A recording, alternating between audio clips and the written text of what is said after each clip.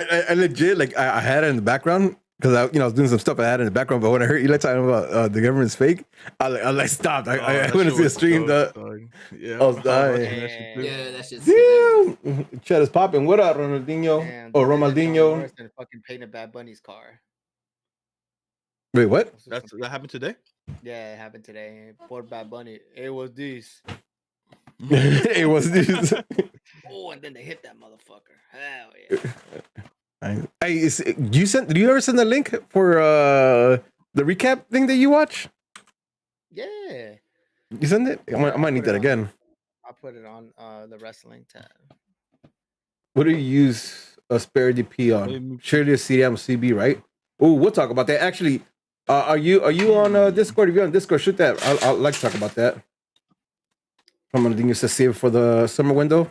Yeah.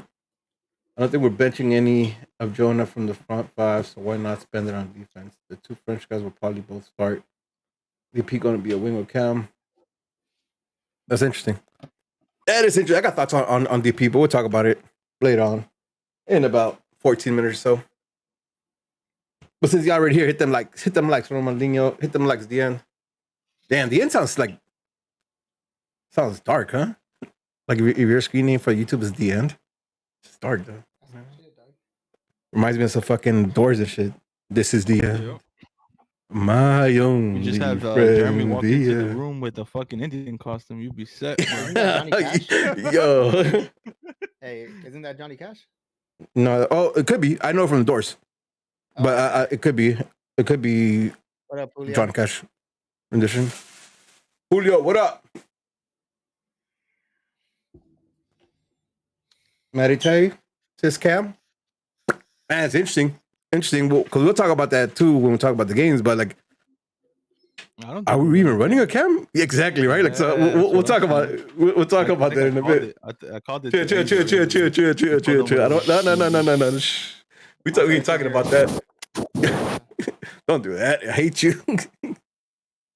I hate you for that. Is that dust cleaner? Yeah, hell yeah, dog. Take a hit of that. Take a hit. I don't have dust. I never have this. I remember. Just here for, nope. Don't even start. Don't even start talking about that. Nope. What up, James? Because I seen Jeremy slide into the chat, dog. On cue, huh? That word the low. That word it came through. I was like, "What's up?" Oh man, I still remember that shit like yesterday, dog. That stuff died on my lap. But that wasn't yesterday, though. Was that like 15 years ago? More, maybe. Had to be. You see what I mean? Yeah, it's a minute ago. Definitely a minute ago. Bad Bunny or Daddy Yankee? That's a good question. Ooh. Daddy Yankee, baby. Listen, I don't even like Daddy Yankee like that. But Yankee, old school Daddy Yankee, but old school, new school, like that guy stays right. Even everything. Yeah, Daddy Yankee just he just throws out bangers and that's it. Yeah, and he's done a lot for the genre, though. Daddy Yankee, and that was when he was with Nicky Jam. Hell yeah! I'm gonna go with Bad Bunny because I fuck with all his shit. So Bad Bunny's dope too. Listen, no hate on Bad Bunny at all, but I mean, Daddy Yankee is one of the goats for when it comes to reggaeton. So I gotta give him a nod. He is the goat, bro. He is the goat. Yeah, that's fair. I won't argue that. I'm not gonna argue that. I don't remember that. Hey, SpongeBob, you gotta stop it, bro. Come on, you saw Saturday, you saw Wednesday. You can't be riding for Subek anymore, dog. I mean, what's the definition of anxiety? Anxiety, huh? Anxiety. That's cool. Insanity. That's cool. It's funny. For anxiety workout. Did you guys see the notes? Yeah. For the Victor Vasquez one, I left Victor Valdez in there just because I want to continue that. You know what I mean? I ain't talking. Pitbull or Daddy Yankee? Daddy Yankee, dog. I don't like Pitbull. And let's talk about Chris. Talking about Hello Kitty, he'll say something else. Pitbull is dope because he's party music, but nothing that he makes is original. Nah. It's all a remake of something else that he puts his little spin to, which is cool. It's all party music. I fuck with Pitbull. But listen, Daddy Yankee is the GOAT. You know what the fucked up part about it is that Pitbull actually had bars. Pitbull like really spit before. You know what I mean? And then he became like this fucking... He still does, though. You're just not paying attention to his oh, maybe, because I don't, right? Like, I hear Pitbull and I'm like, it's Pitbull, so maybe.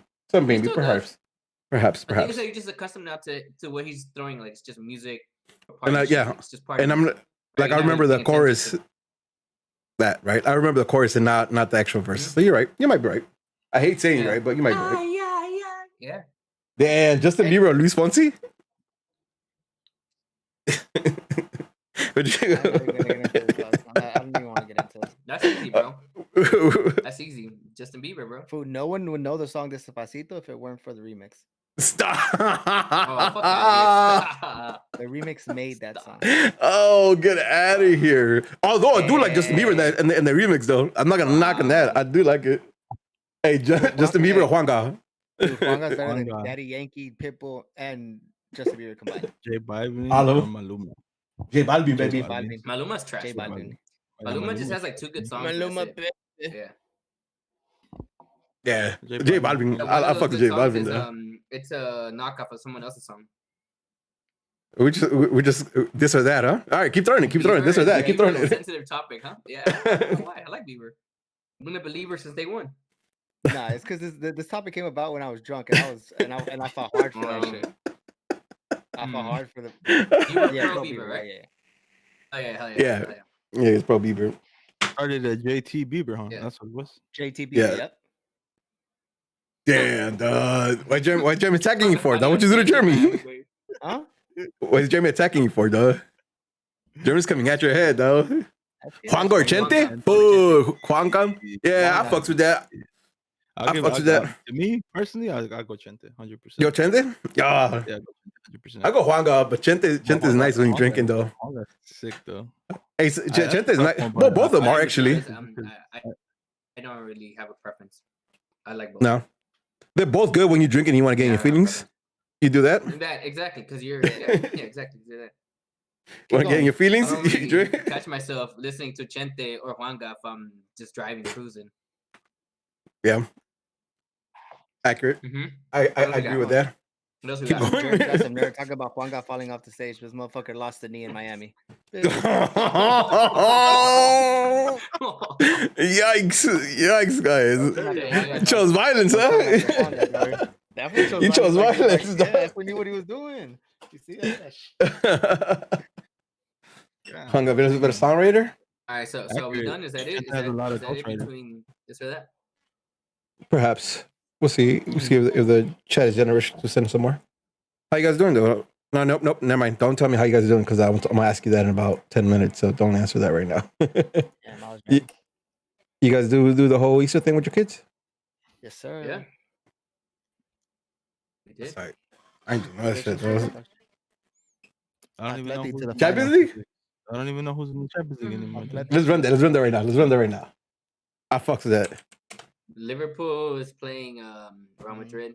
That's the highlight of everything. Chelsea's playing There you another. go. Tomorrow's match is done. Real Madrid or Liverpool? Liverpool. I'll take Liverpool. I'll give Liverpool. Real Madrid.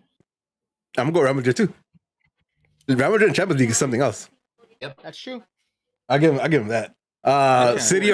Liverpool's an injury away, dog, from putting in the coach. That's accurate. Their backline. City or Dortmund? Oof. I'm gonna go Dortmund. I want Dortmund. I think I'm going City. ain't no stopping Holland. That was the shit, man. Probably not. City's But just fucking choking when it matters. So I don't think. I think this is the year, though, man. Nah, Nah, hell no. Oh, you bugging. You are bugging, dog. Pep is not gonna win another Champions League without Messi. Stop it. Yo, let's do. so you're saying he's winning it next year then? Messi City. Pep is winning it next year. Yeah. Oh, well, Yeah. unless if Pep is the coach of the LA Galaxy, then yeah. All right. Hey man, I think City's taking Champions League straight up. Oh, I think City's taking the Champions League straight up. All right, Bayern What are PSG. the other games? PSG. PSG, Lewandowski. Bayern. I'm going Bayern. I'm going Bayern.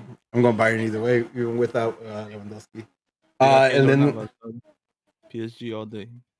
I don't know, man. I'm gonna go Bayern in that one. And then Porto and Chelsea. That's the other I'm game. giving Porto. I think Porto wins it. Porto.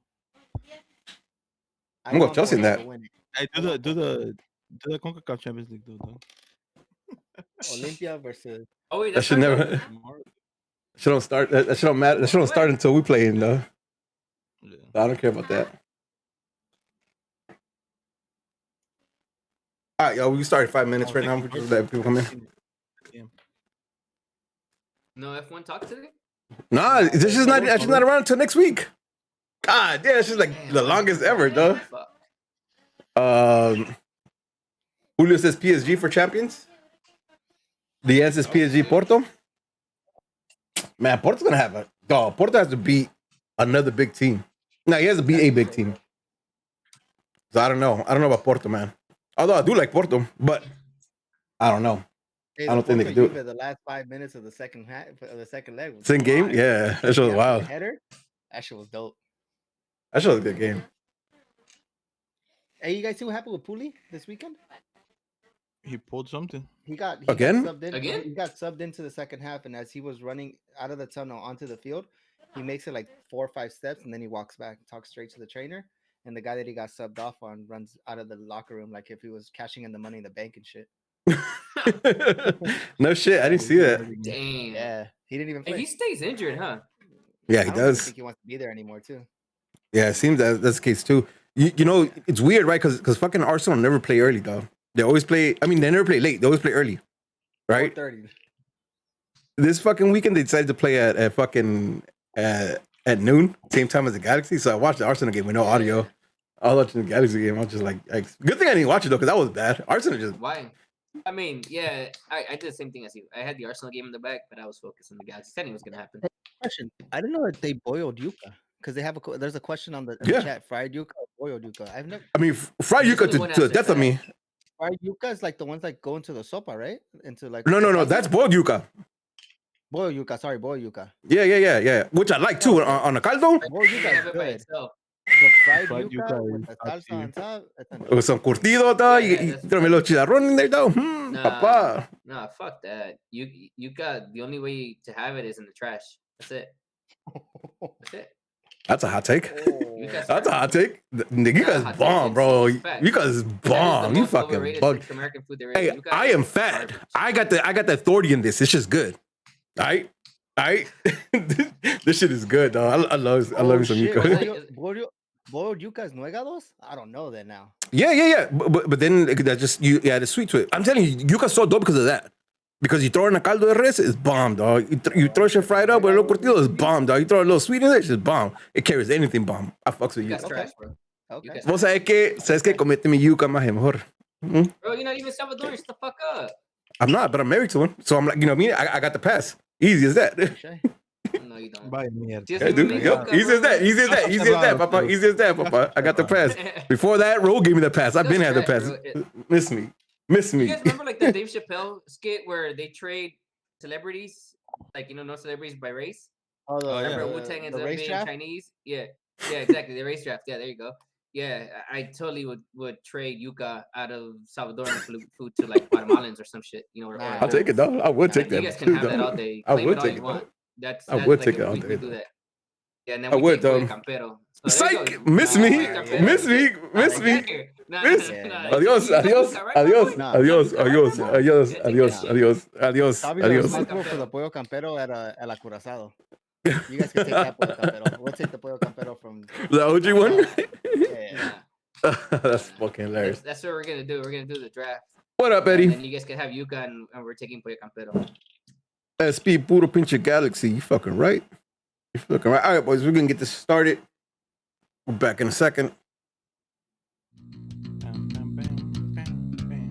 Hey, Yo, what up? And welcome to another episode of Straight from the Stands, an unapologetic, unofficial LA Galaxy podcast, hosted by 4 Foul-Mouth supporters who bring you their thoughts and views on everything related to LA Galaxy, straight from the stands. I am your co-host Smarts, alongside the always angry Angel, his counterpart Level-Headed George, and the man with the facts.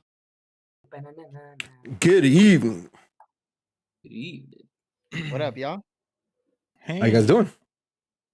Buenas tardes, bienvenidos al programa de Straight from the Stands. Aquí los lunes a las 9 de la noche, como siempre. No, I'm just kidding. What up, guys? How you guys doing? 9:15, pendejo. No, we start at 9. Vaya. We start at 9, the pre-show, and then 15 minutes later we start the actual show. But it started at 9. All right. But how you guys doing? Angelito, how you doing? I'm just trying to figure out how we can acquire for Gam and Tam Pollo Campero for Salvadoran food, and you guys and Guatemalans could take yuca, because yuca doesn't matter if it's frita or if it's anything, it just belongs in one place, bro, and that's in the trash.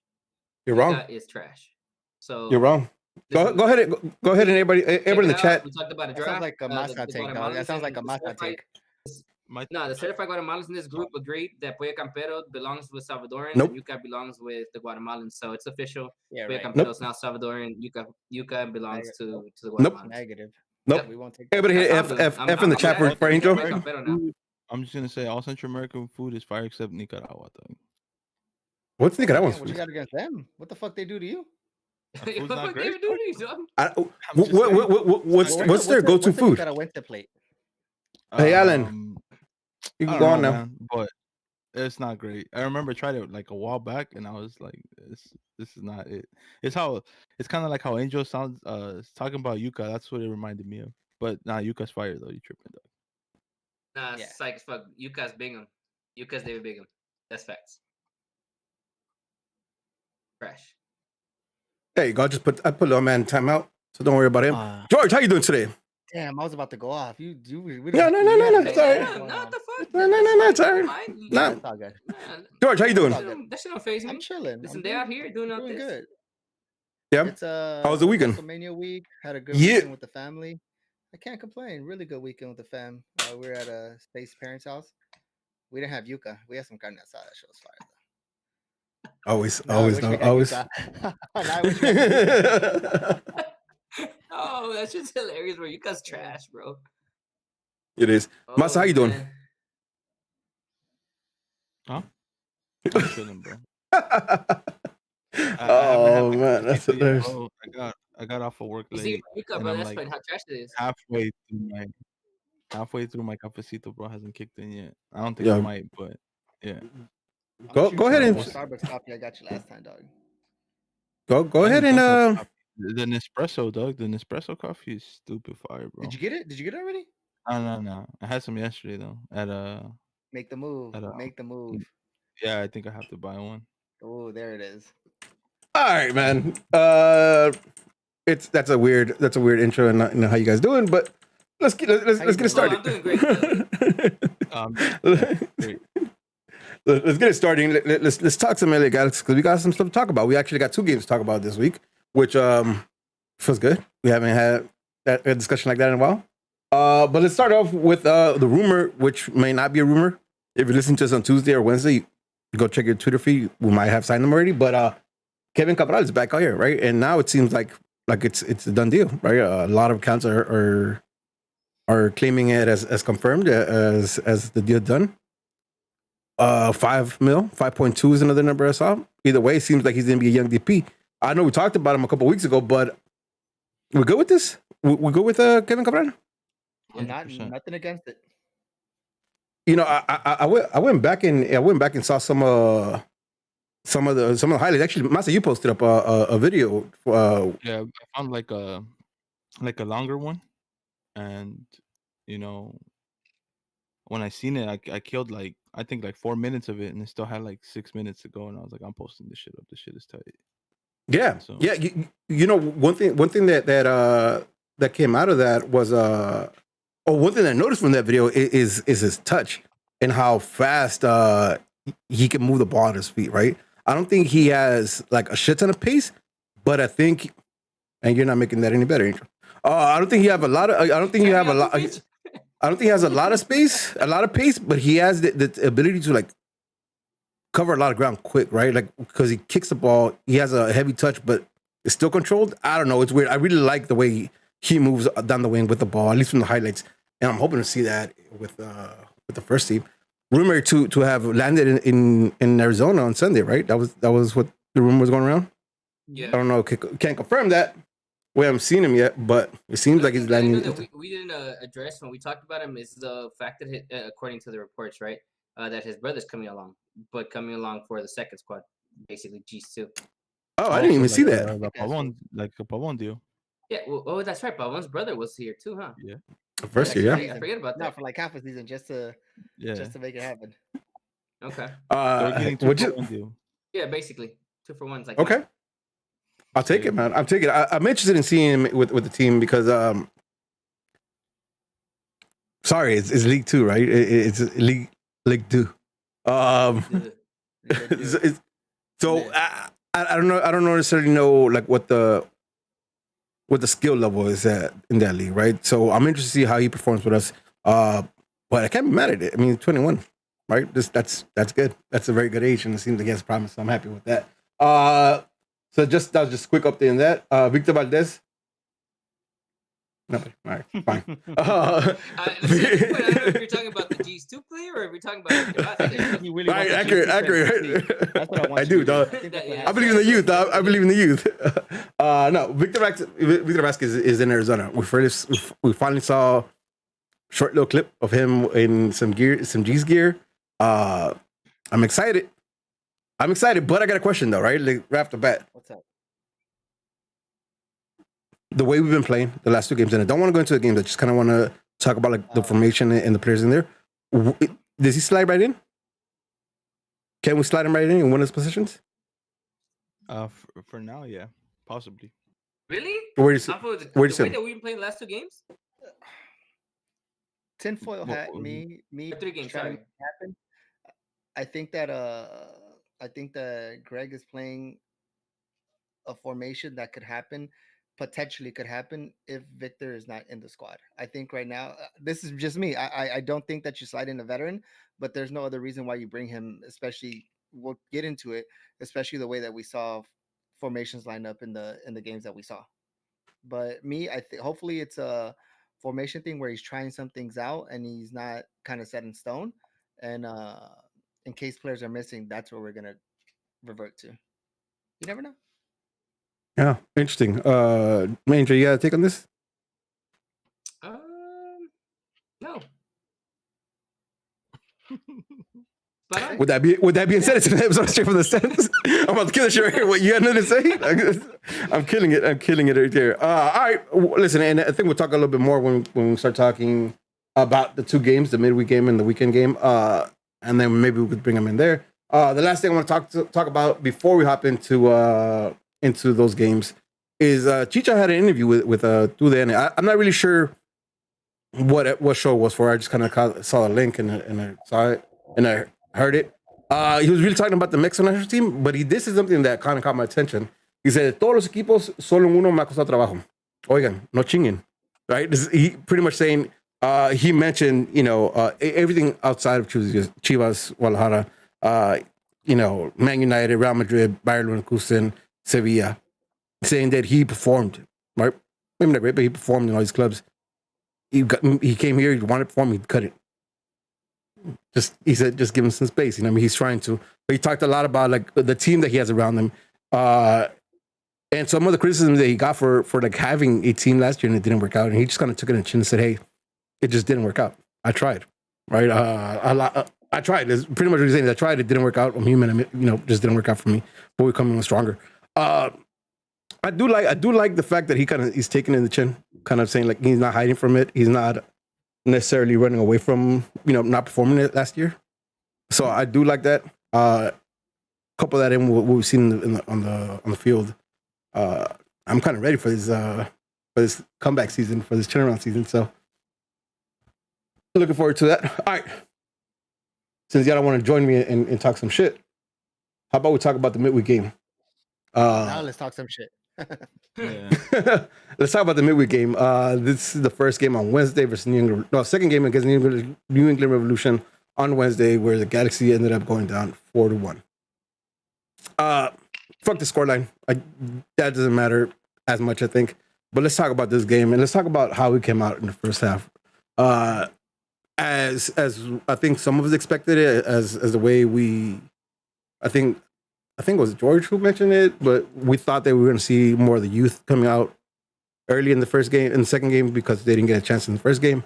So it was, right? We had Klinsmann a goal, Drac at right back, for Curtis and Neo in center back with Aguilar, who was tri-list out left back. Harvey playing the CDM position. Kruniak out wide, out right, with Davila and Aguirre playing the two other CMs, Cams, Rams. I'm not even sure, but just playing in the CM as well. And Barajas out wide with Subak up top. No real. I mean, nothing. I think any kind of starting 11 is a little surprise for us right now, right? We still don't know who we're counting on for these roles, at least going game to game, especially in the preseason. So I don't think we could talk much about surprises in starting lineup. But anybody, when you guys saw the lineup, you were generally excited to see, and we're looking for something. Klinsmann to me, because we've been starting off with Bond, and I know Klinsmann's been coming in with a second half, but then I did give him a little bit of not shit, but a little bit of leeway with the defenders that he had with him. But I just wanted to see his positioning, his instincts, what he was going to do when the ball came to him. As far as what we saw with Bond on shots, he was able to push him wide. So I think out of the starting 11, if I had to take something that I really wanted to focus on, it was that. Angel Massa? I just remember a lot of people giving Klinsmann shit for the second goal.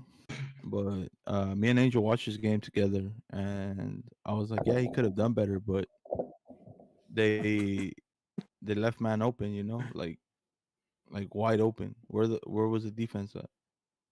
So I'm not really gonna put the blame on him for the second goal. Before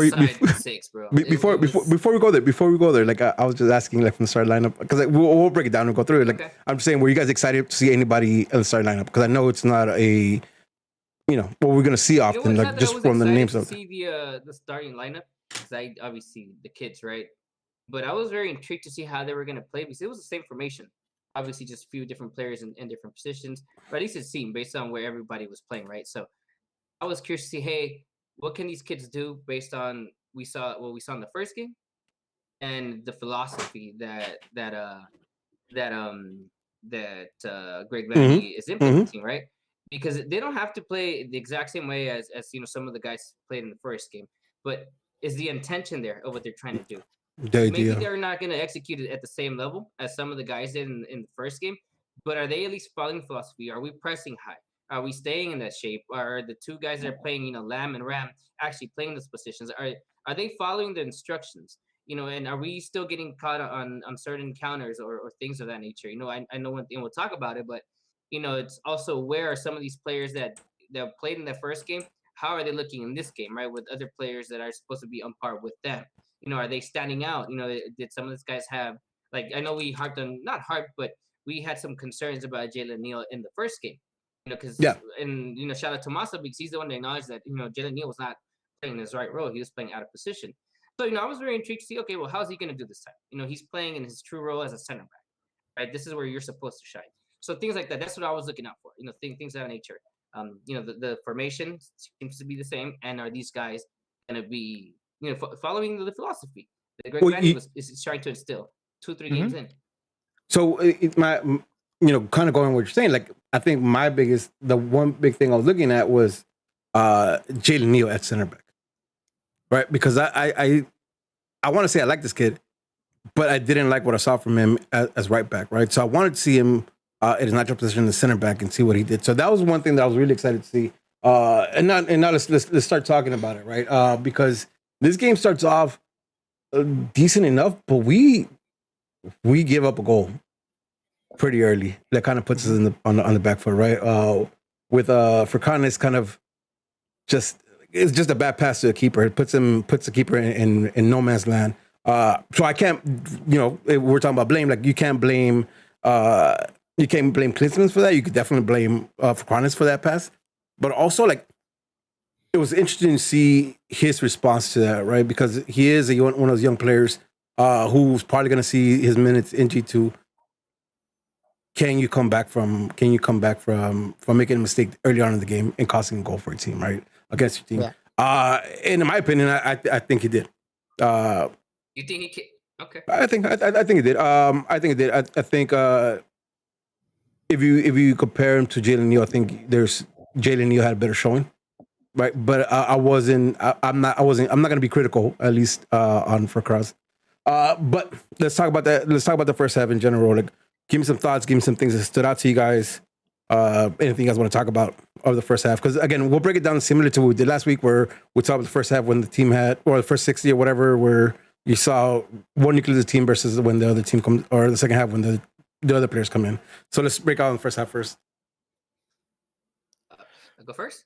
Yeah, Go sure. ahead. Okay. Anybody? I don't want to specific any players apart from Jalen Neal. I think he's the only one that really stood out to me in terms of difference from what we saw in the first game to the second. Because I saw a few things from the players that we saw in the first. Like Saldana still saw good things. Paris still saw good things. But Jalen Neal is the one I was focusing on because he's playing in his actual role. The center back role with the guys that he's probably playing with during the regular season. I want to see how he holds up. And keep that in mind that New England was playing at least a combination of A and B players, right? So it's like New England had their C squad or their G's2 players. No, they had a pretty solid team out there, right? Well, especially the strikers, right? Like they're veterans. Right, yeah, Buxa and the other dudes, right? Bunbury. Burberry, right? Burberry. I don't know how to Bunbury. Burberry. Shit, I don't know how you say Burberry. his name. Burberry. Bunbury. Yeah. Burberry, Bunbury, Bilberry, Tilbury, whatever. Dingleberry.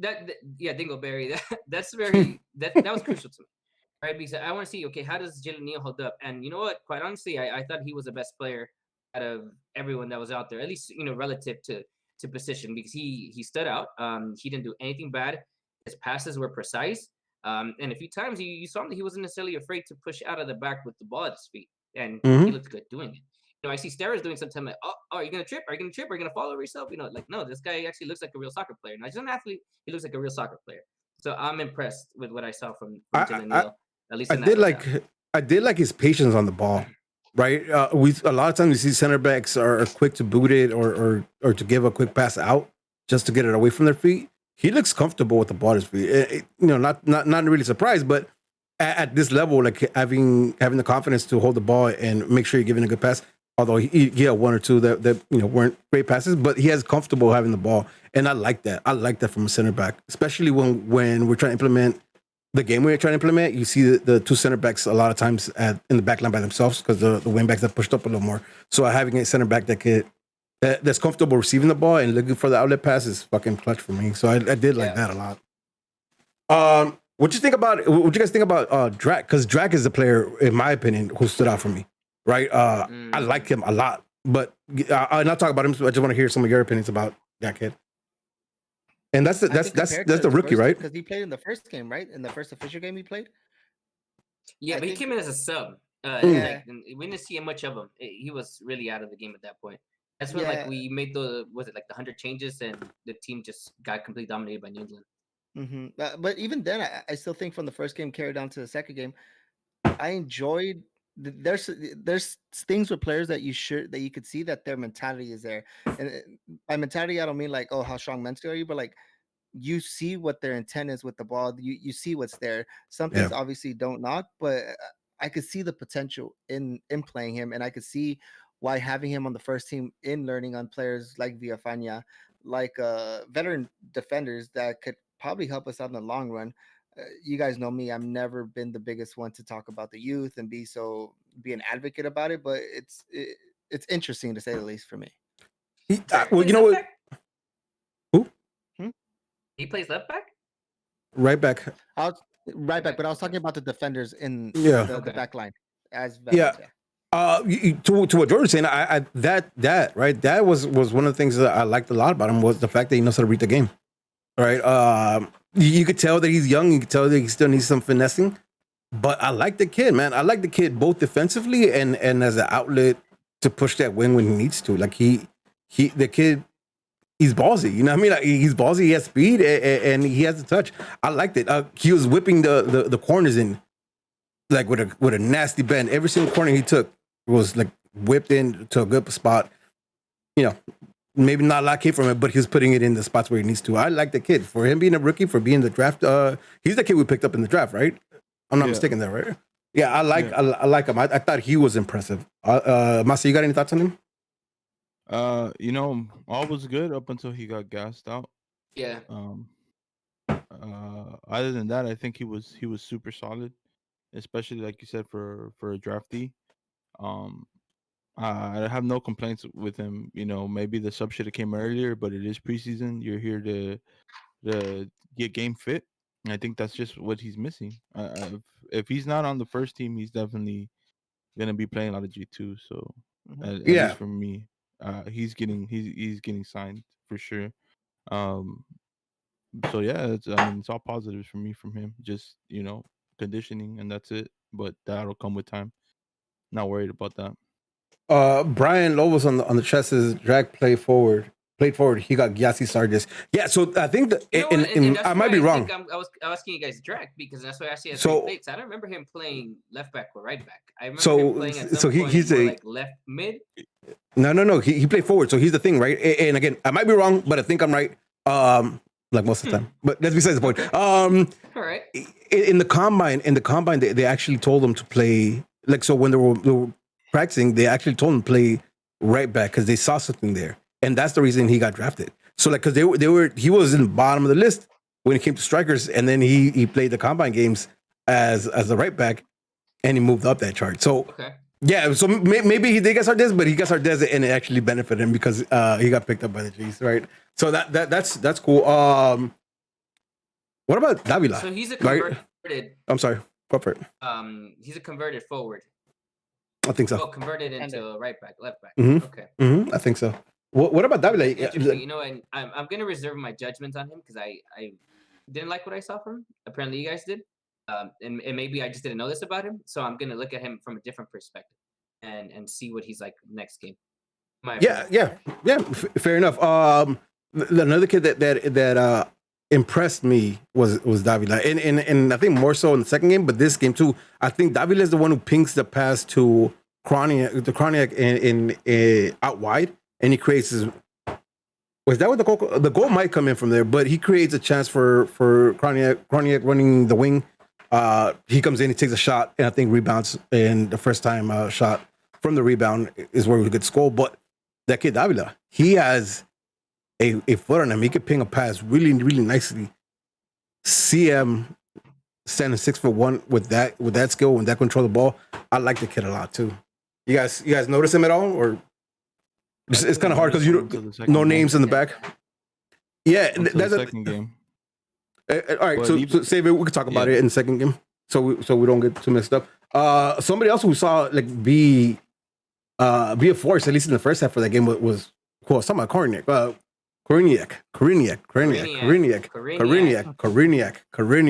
I'll figure it out one day. But K. Koriniak, like he stood out for me. You guys have any thoughts on him? Yep. I do. Go ahead, Masa. He just looked so much faster than the first game he played.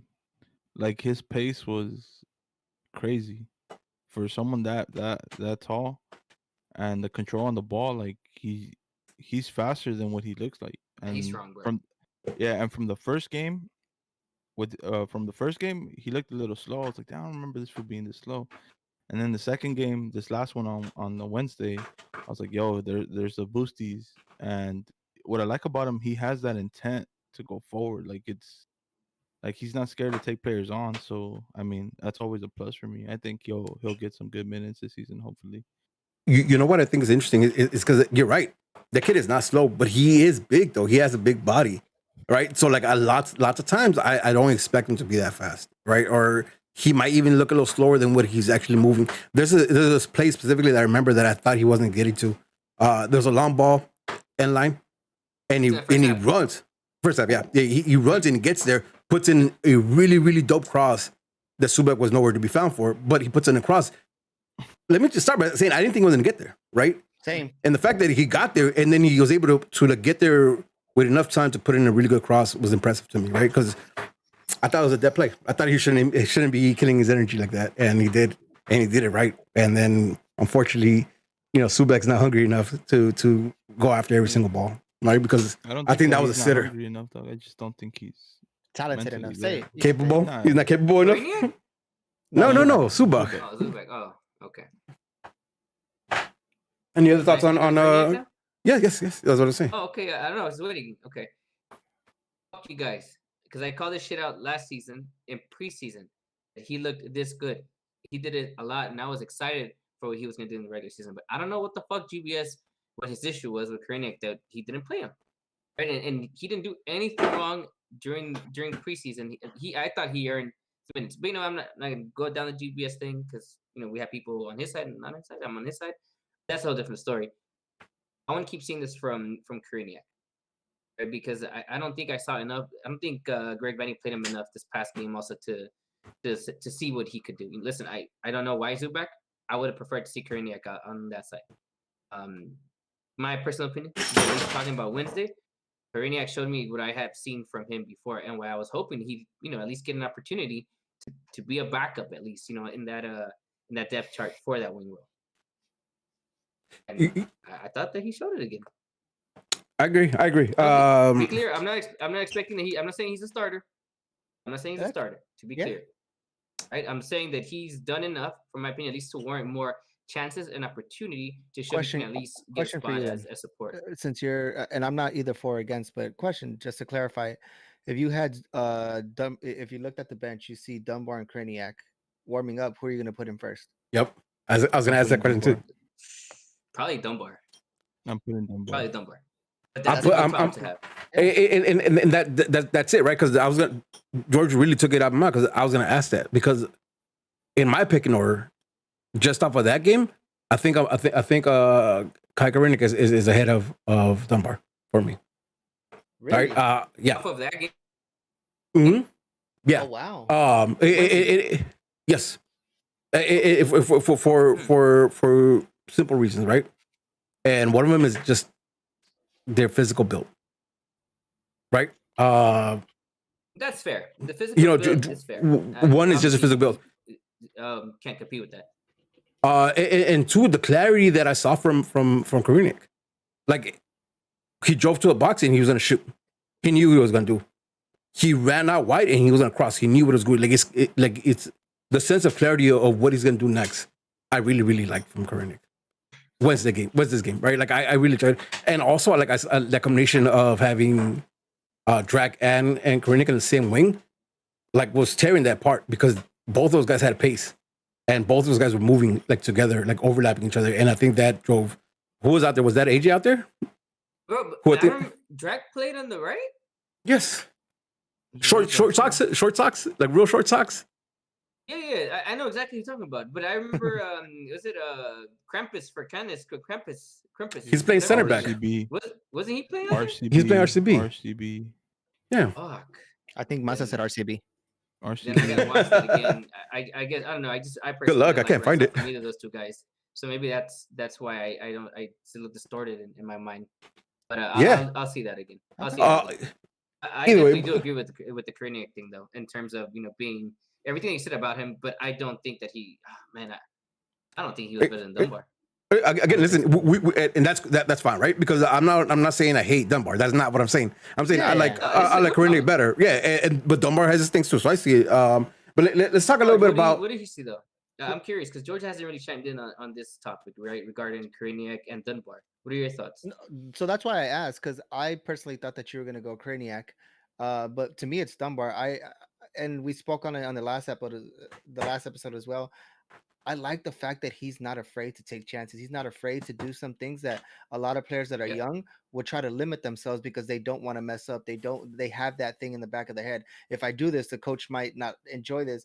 And I think Dunbar, he throws that shit out the window, but obviously it's not reckless enough to the point where he's up top and he's running. He's not coming back to defend.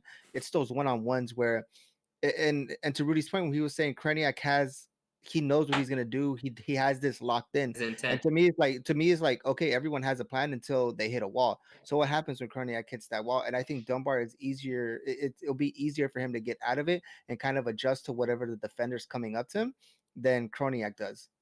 And obviously, we're going off of a couple games sample size, but just based off of what I've seen, I like Dunbar just because he's not afraid to take those chances, and we've seen that. When he's able to lose the defender, the rest of the defenders are scrambling, which leaves forwards in the box kind of just free. And I feel for the type of offense that we need to be pushing forward. Obviously, we don't want to be simple and just have that thing behind, like, let the wingers go. And then we've seen that. We've done that. But to have that in the pocket to be able to go one-on-one with a defender, take that defender, and then the center back has to pull, and now you have some freedom in the box. I'm for it with Dunbar. Yeah, you know what the thing about it is, or why is it exciting? Because we saw a glimpse of this last year at the MLS's back tournament, right? Yeah. And a year later or so, like we see them come back into the fold, and they're still showing what we saw last year, right? And that's a good thing, right? Again, you asked me this question last year, and I would have said Dunbar because I liked a lot what I saw from Dunbar, right? Although like Koreniak had that goal, whatever. I like what I saw from Dunbar, but this year, like coming in, I think he has a lot of things that are a lot of things that I like.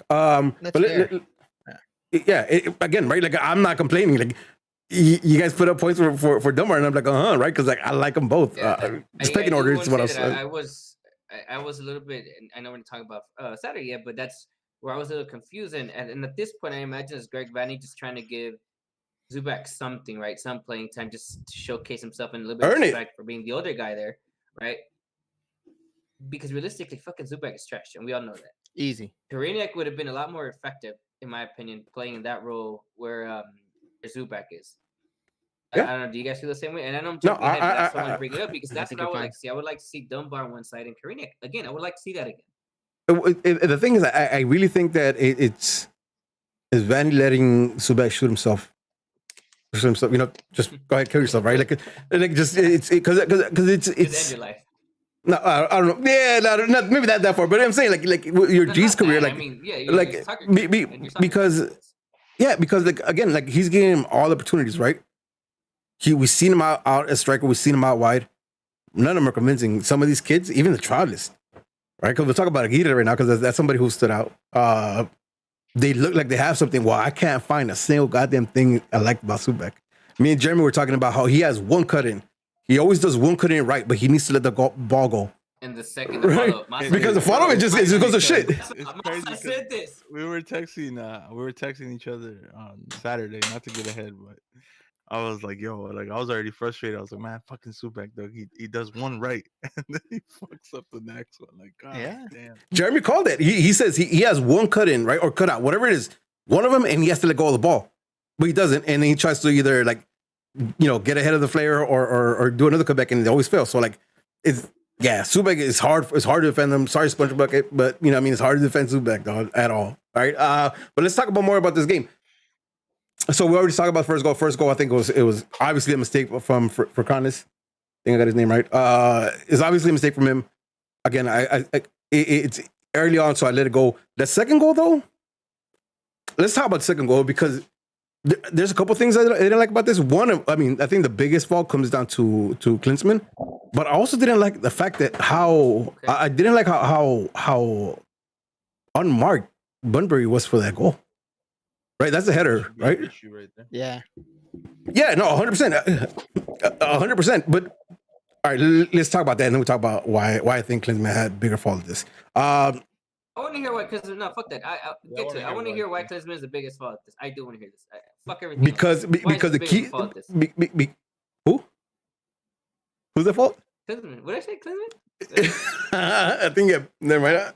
I'll go back and listen to it. I'll call you afterwards. I'll tell you why. Because I think I'm just always pissed about Bingham, dog. That when somebody rolls me up, we have to talk about Bingham, right? It's getting me rattled up. But no, this time it's in defense of Klinsmann. I'm curious why. Because Bunbury set him up for the save, right? He gave it to him, and again, listen, like drop your knee and pick it up. Like it's right to you. That can't go in the way it goes in.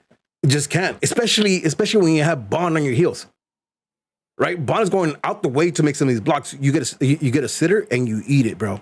That's on him. In my opinion, that's all gonna be on him. I want to say as a sitter. I gotta watch the goal again. I want to say as a sitter because Bunbury is Burberry, whatever. Fuck, I don't know. Brewery is, I'd say no more than 2 feet away from him, maybe a little bit more than that, but it's close. It's very close, and he's unmarked. Listen, yeah, I get the argument. I get the argument. Man, listen, any side of him, we're not gonna. I'm sorry, I'm cutting off. Right, no, but quite frankly, if Klinsmann would have gotten that would have been a fantastic save. A fantastic save. Yes, it would have. It would have been a fantastic save. If Bond would have done that, that would have been a fantastic save. Everybody would have been like, "Oh, that was a great save, guys." You would not have said that that's clinical because fucking Brewery, he's right. Bro, he's right there. Where the fuck is the defense? He's right next to you. And what he did, I think, was more. In my opinion, what Brewery did was a lot more difficult. Just to put that ball under.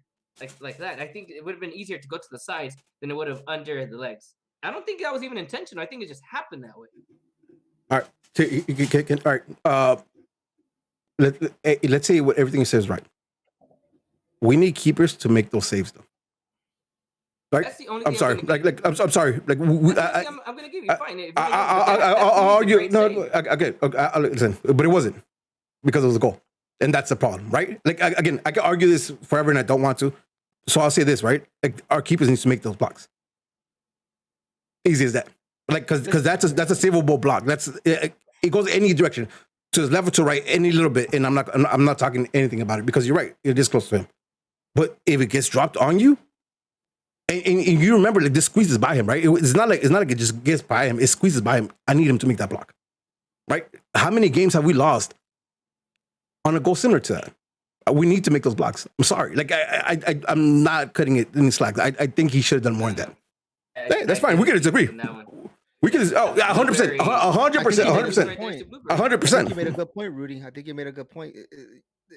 Both of you guys are on it, but the fact is that Bond is still behind you. So regardless, you need to be making at least something better. If it's an attempt, a better whatever it is, you need to understand that there's a goalie behind you that people are already hyping up. And if that's getting into your head and you're making these type of, let's call it a mistake. I'm not saying by him. Let's call it a mistake. If it squeezes by you, those small things are going to be the reason why you might be a second. You have to look back onto because preseason to me, I think is a bigger microscope on the goalies.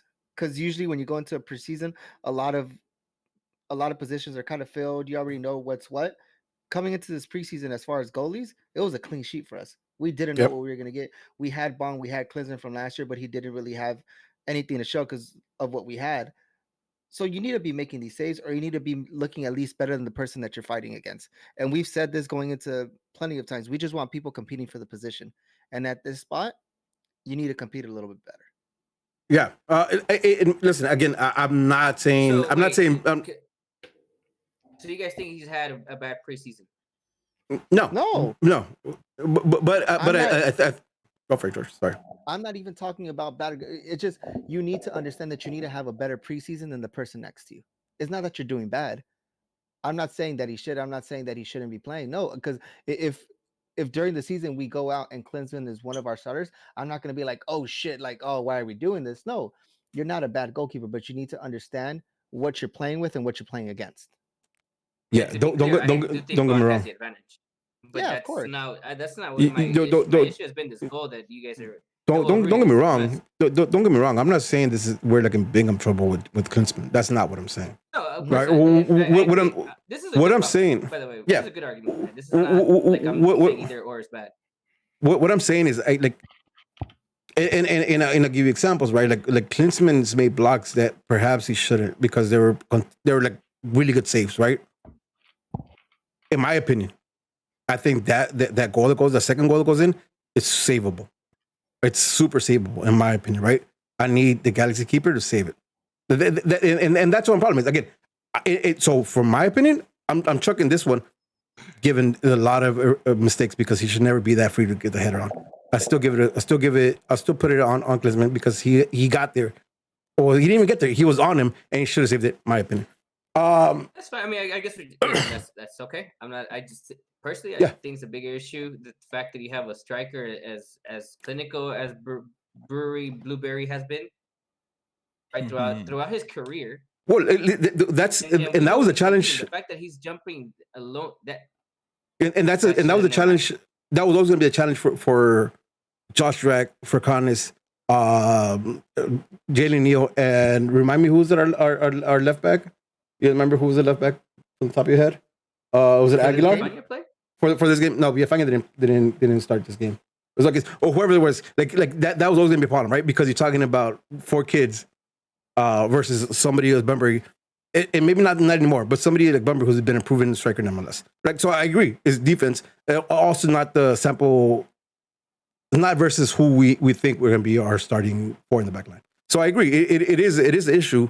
But also, like George was saying, it's a showcase for the keepers to kind of put their name in the bucket for the starting position, right? And for my opinion, again, for my take, I think he should have done more there. All right. Okay.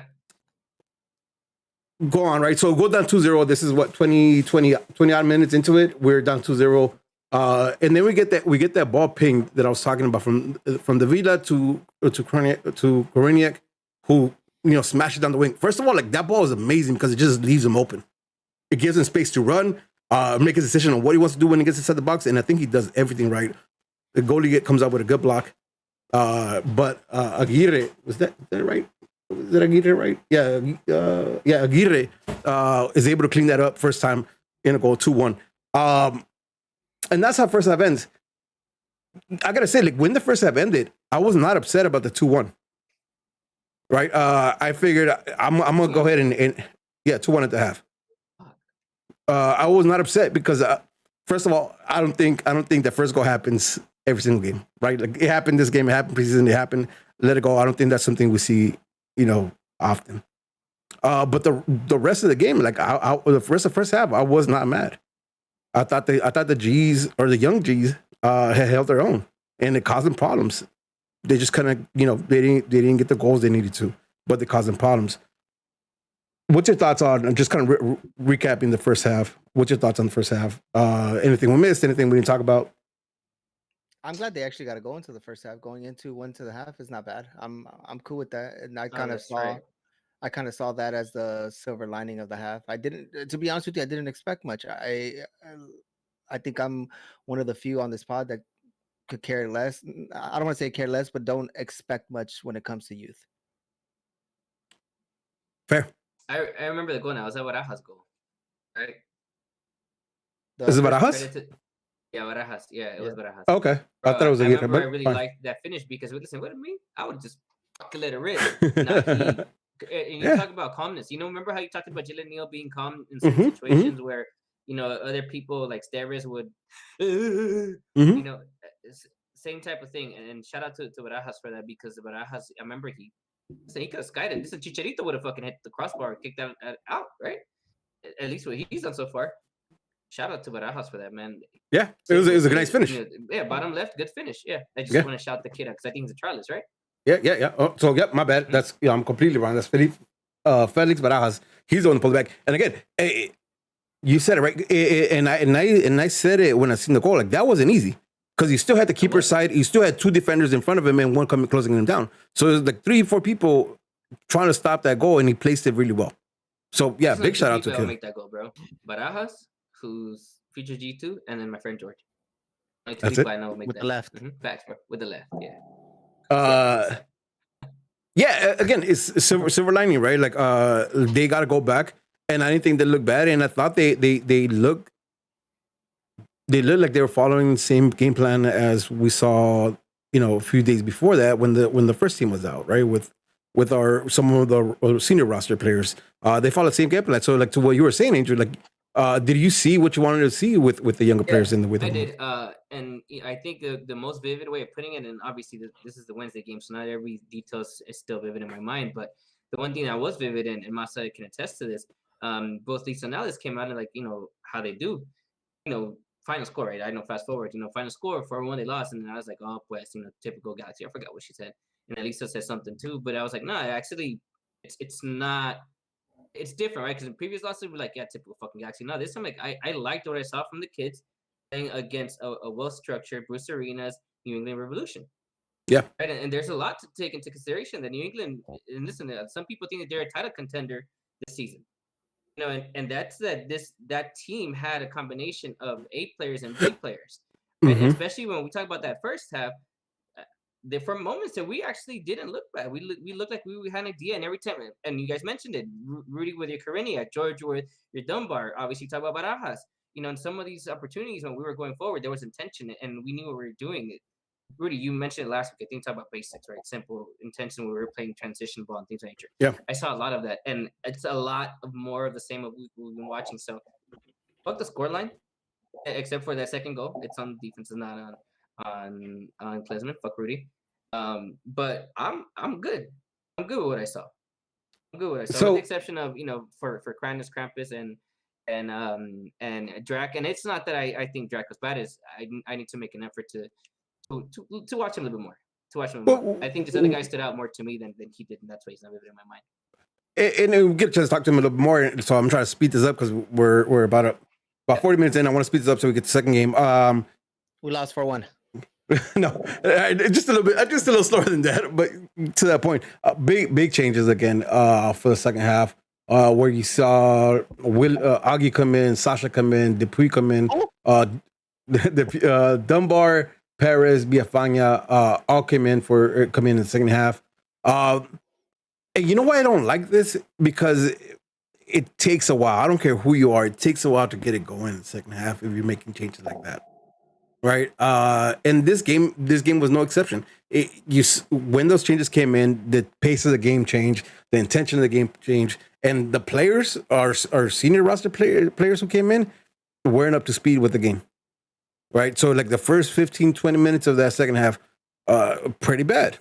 And I don't necessarily think it's a sign of where the player's at. It's just kind of a sign of coming in second half and not necessarily having, that game flow that you build up in the first half.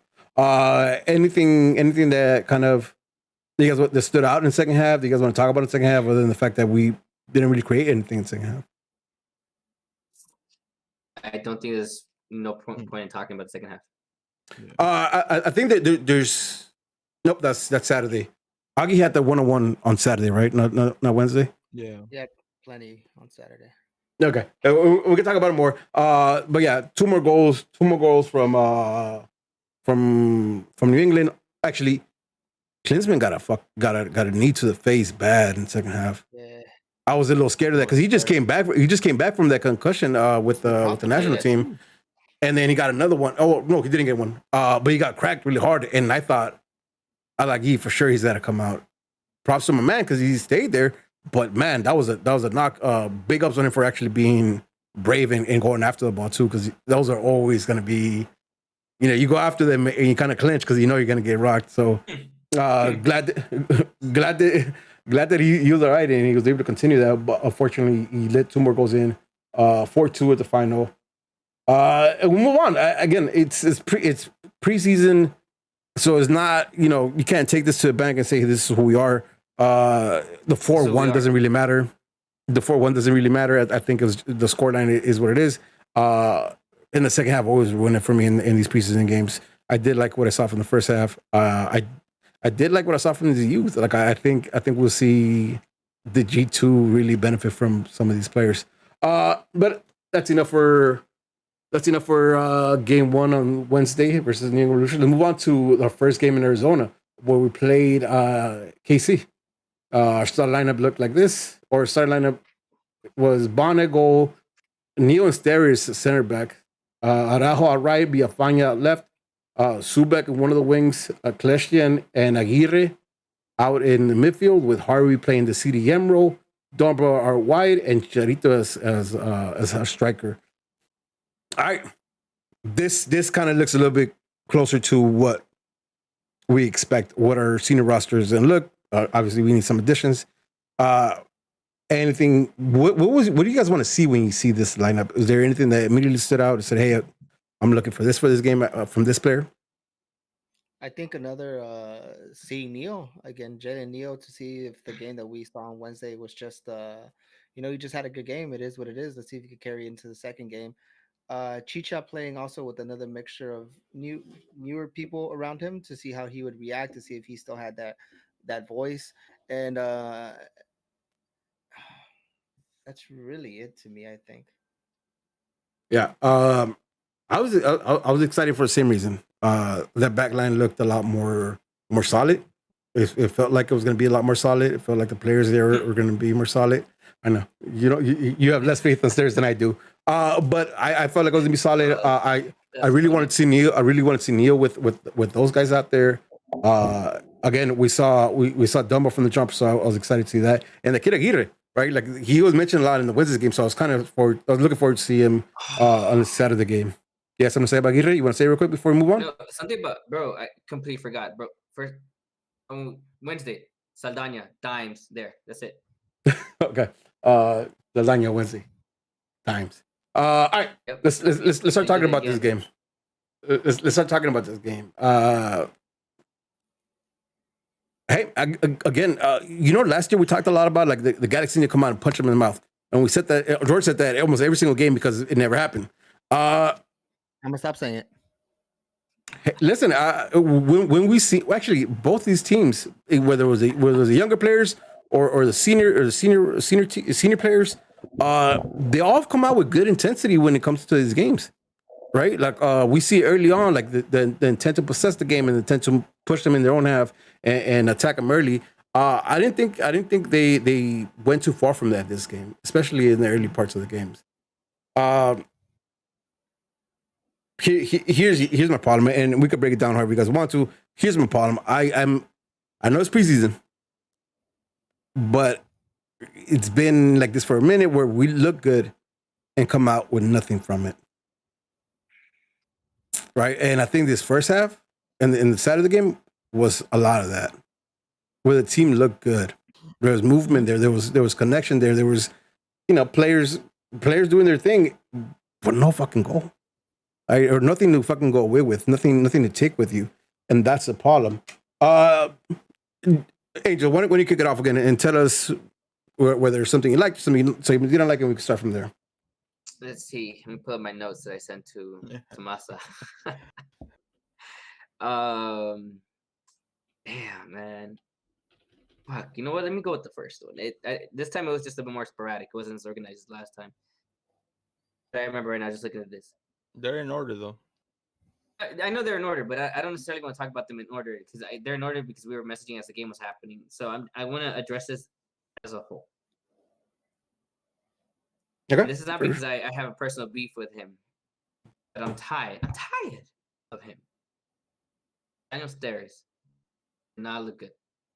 No. Jalen Neal looked so much better than him. Maybe not so much better, but there wasn't a major difference or a drop off between Jalen Neal being with Depew or Jalen Neal being with Steres. As a matter of fact, I was more impressed by Jalen Neal's touch, precision, his balls, his calmness, everything that we mentioned in the first about Wednesday's game. He did it again. Right? Steres, heavy touches again. He was trying to give switches, couldn't hit the dimes again. He was doing a lot of your typical Steres things.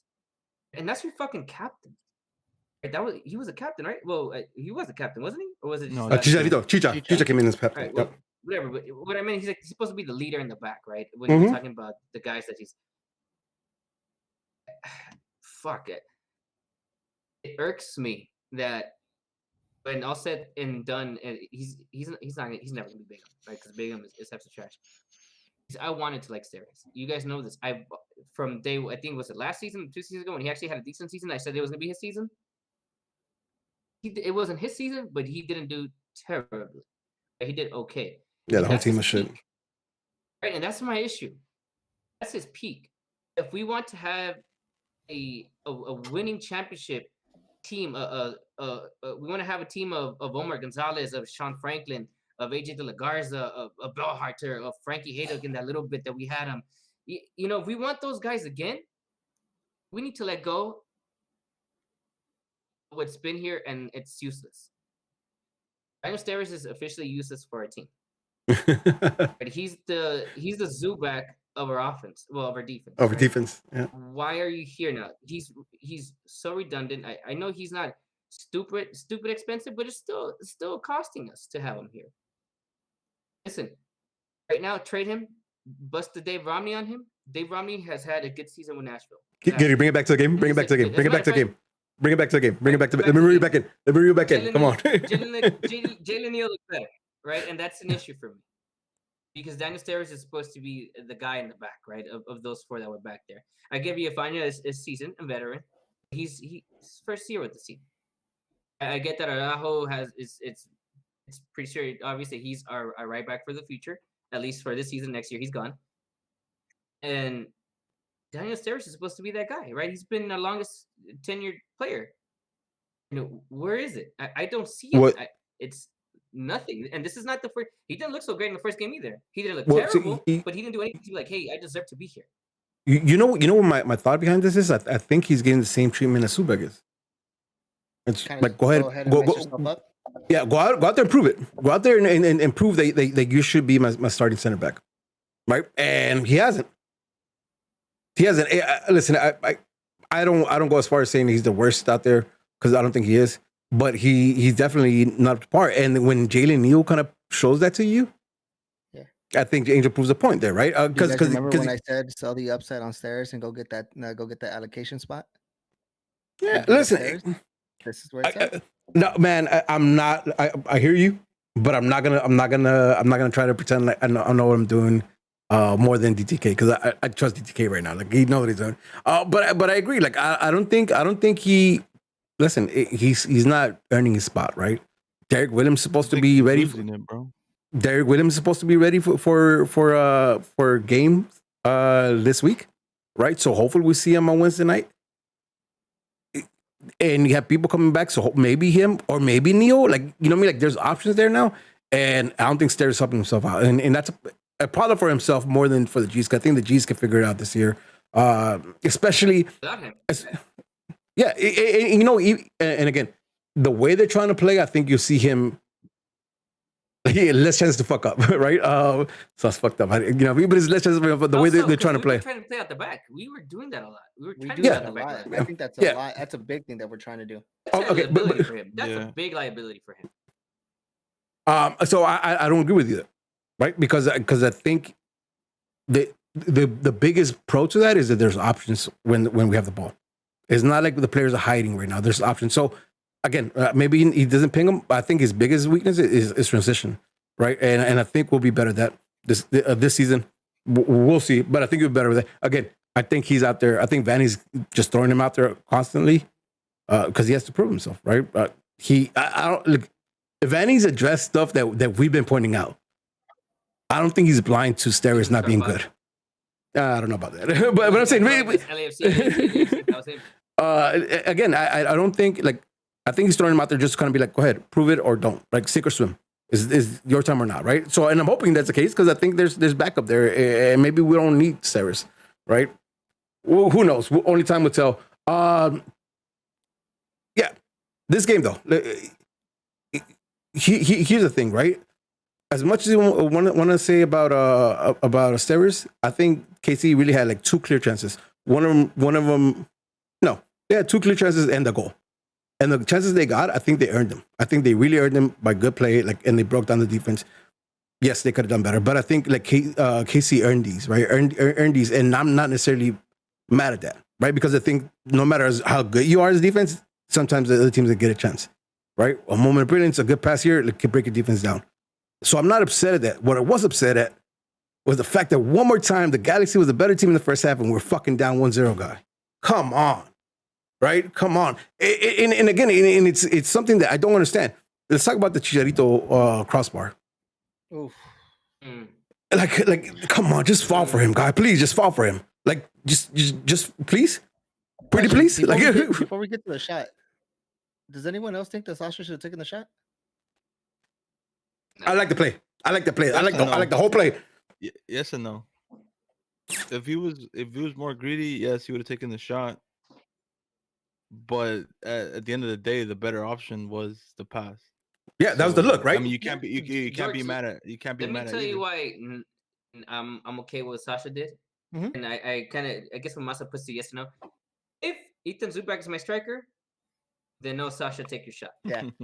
But if your DP, your designated player, is your striker, you give him the ball. Yeah. As the center midfielder or the cam or whatever Sasha was playing. That's why it's the yes and no. That's fair. Man, and we all know his crossbar, but how that play develops was clean. Was clean as shit, man. It's what I want to see over and over and over again, right? Again, with the crossbar? I say how the play developed. The play developed. But I know. It sounds like setting it up for you didn't hear me plead and beg for it to go in. Just one time, I just needed to go in. Like, no, I'm not happy. I need that to go in, right? But the what they did to create that chance was fucking nice. It was super nice. It was quick. It was precise. Everything but the shot, right? Honestly, I gotta say too, like Chicharito needs to get that out of his foot earlier, right? Like, because that perhaps, or he does that, or he stops it so he gets the better shot off. Whatever he wants to do, whatever. Just get it out of your foot. Just if you're gonna stop it, make sure it's dead on the fucking dime. Like, just stops for you, so you get the shot off, right? Because it stopped. Like when he tries to control it, that's where it all goes, because it gets a little hop. fuck. It gets a little hop and it's over there, right? Because that's why it hits the crossbar. If he's able to control it and stop it there, that's a goal, or at least a shot on target, right? I would say goal because he hasn't proven that to me, so I'm not gonna say goal. But that's a shot on target. Instead, he doesn't get the right control of it. It pops on him, and he has to take it awkwardly again. Like I get preseason. So I'm not gonna fucking wild out, because he's already doing more than what we've seen him most of the season, right? But I need that to go in. I just need that to go in. No excuses. Remember how I was talking about, like, Klinsmann needs to save that? No excuses. He just needs to save that. Yep. Same way for Chicharito. That's on him. He needs to score that. I don't want excuses, because that's a play guy. That's if you're a striker, that's what you want, right? You give it up to him. You run to exactly where you want it. You stay there. You get the pass where you want it. Now you got to finish it, bro. I think you were saying, you absolutely have to finish it. We're giving everyone shit. We're going to give our DP striker shit because you need to finish that. But the silver lining on it is the way that the play build up is something we didn't see last year. It's something that we've always wanted to see, and something that we said Chicha needs to be at the end of the ball. You're getting the looks that we wanted you to get last year. Now you have to finish it. Ball's in your court because the plays are being made. Can I take it back for 1 second? I'm gonna take it back for 1 second. That play starts off with Subak, right? The pass, I think. So it does. It starts off with Subak all wide, and it's a pass. I thought that pass was going to Sasha the whole time. And I think Sasha like runs like to the space, and it ends with Chicharito. Question: do you guys think it was an actual pass for Kleshten and it just hit Chicharito, or did he find Chicharito? Because he found Chicharito, I gotta give it up. That's a good find. Like, he found it in between traffic, so that was a good find. I'm just not sure if that was intentional or not. I don't think Sasha expects that ball, and he's already making the run to the post. And when Chicha gets it kind of opens up for him. So I think he's running. He makes the right run because there's space. So he's running like towards first ball, where he expects the ball. The ball goes behind him and ends up with Chicharito, right? Which is, again, brilliant or lucky. That's what I was asking. Like, I'm not really sure which one it was, because I think it was a good pass. Was it intentional? You know what? I'm gonna give it to Subak. That's going to, because he has nothing else going for him. Would you let him have it? We're gonna let him have it. I'm gonna let him have it. You know, apart from the spinner Rooney, I'm gonna let him have that, because fuck, man. And I don't even want to talk about him this game, because it's a broken record with him. We all know. We all watching the games. We know. So I'm gonna give it to. You know what? He and Chicharito fucked up his assist. I give him that. Right, if Chicharito fucked up Sasha's assist for sure. We'll talk about Sasha too, because he had one towards the end of the first half. Which, come on, guy. The dump one? Yeah, I think so. So we had, man. It goes back to what we were saying, that Subak has one touch and then he has to let go of the ball, and that was detriment in the first half for a lot of build-up play. It was him again doing the cut inside and then having the space to give a pass and not giving the pass, or him like just not giving the pass. And it sucks, because I still think we were a dominant team in the first half, but we could have done so much more with just anybody else. My God. And I hate to sound like a dick, because I don't, you know what I mean? I have nothing against Subak, but I saw so many plays that could have been something just die at his feet. Horrible, no? All right. Angel, hit me something. Because it's yeah, no, I hear you. Like, fuck, what? God damn, fuck Biko. Fuck. Give me something else, Angel. Give me something else from this first game that you like or you didn't like. That I didn't like. Oh, what you choose? You like or don't like? You tell me what we're talking about right now. One thing I didn't like, and this is a a shot at you, Rudy, and every effort believer. I'm just gonna set it up. I'm gonna let Masa take it. Oh man, Lucio's is this what we were banger. texting about? Lucio's banger. Masa, let the people know. I was texting Angel about Busio and how he's been getting minutes constantly. Question before we sorry to cut you off. Did he play third division anywhere in South America or CONCACAF? He's home, yeah, homegrown. But people talk about Ephra like, oh, you got to give this kid time. He's only 18. Dog Busio's been playing constant minutes in MLS. Okay. And he's only 18. So And? it's like I don't even know why we went there. It's irrelevant to the pod. Hey, listen, that's my issue with you. That's my issue with Ephra. Like not that he played in this game, but like it's just people are like, well, there's no one you can compare him to in the fucking league. There's plenty of players that you can compare him to in the league. The thing is, you shouldn't compare him to anybody. Look at man. Where was he playing constant minutes at? Who? Obviously I know who Efra's been playing constant minutes with. Yeah. KC, bro. KC last season. They even gave him number 10. Okay. Now, all right. Now, give me a second. You're comparing a guy who's been playing with a team like KC that's already set in stone. They know what they're playing to a player that was playing on a team that really couldn't give a shit less before they went on the field. He's already a step ahead of Ephra in that sense to me. Crazy. Was last year the year that KC literally had like 11 injuries at one point? Yeah, was that less? Last year they were okay again. Yeah. Okay, listen again.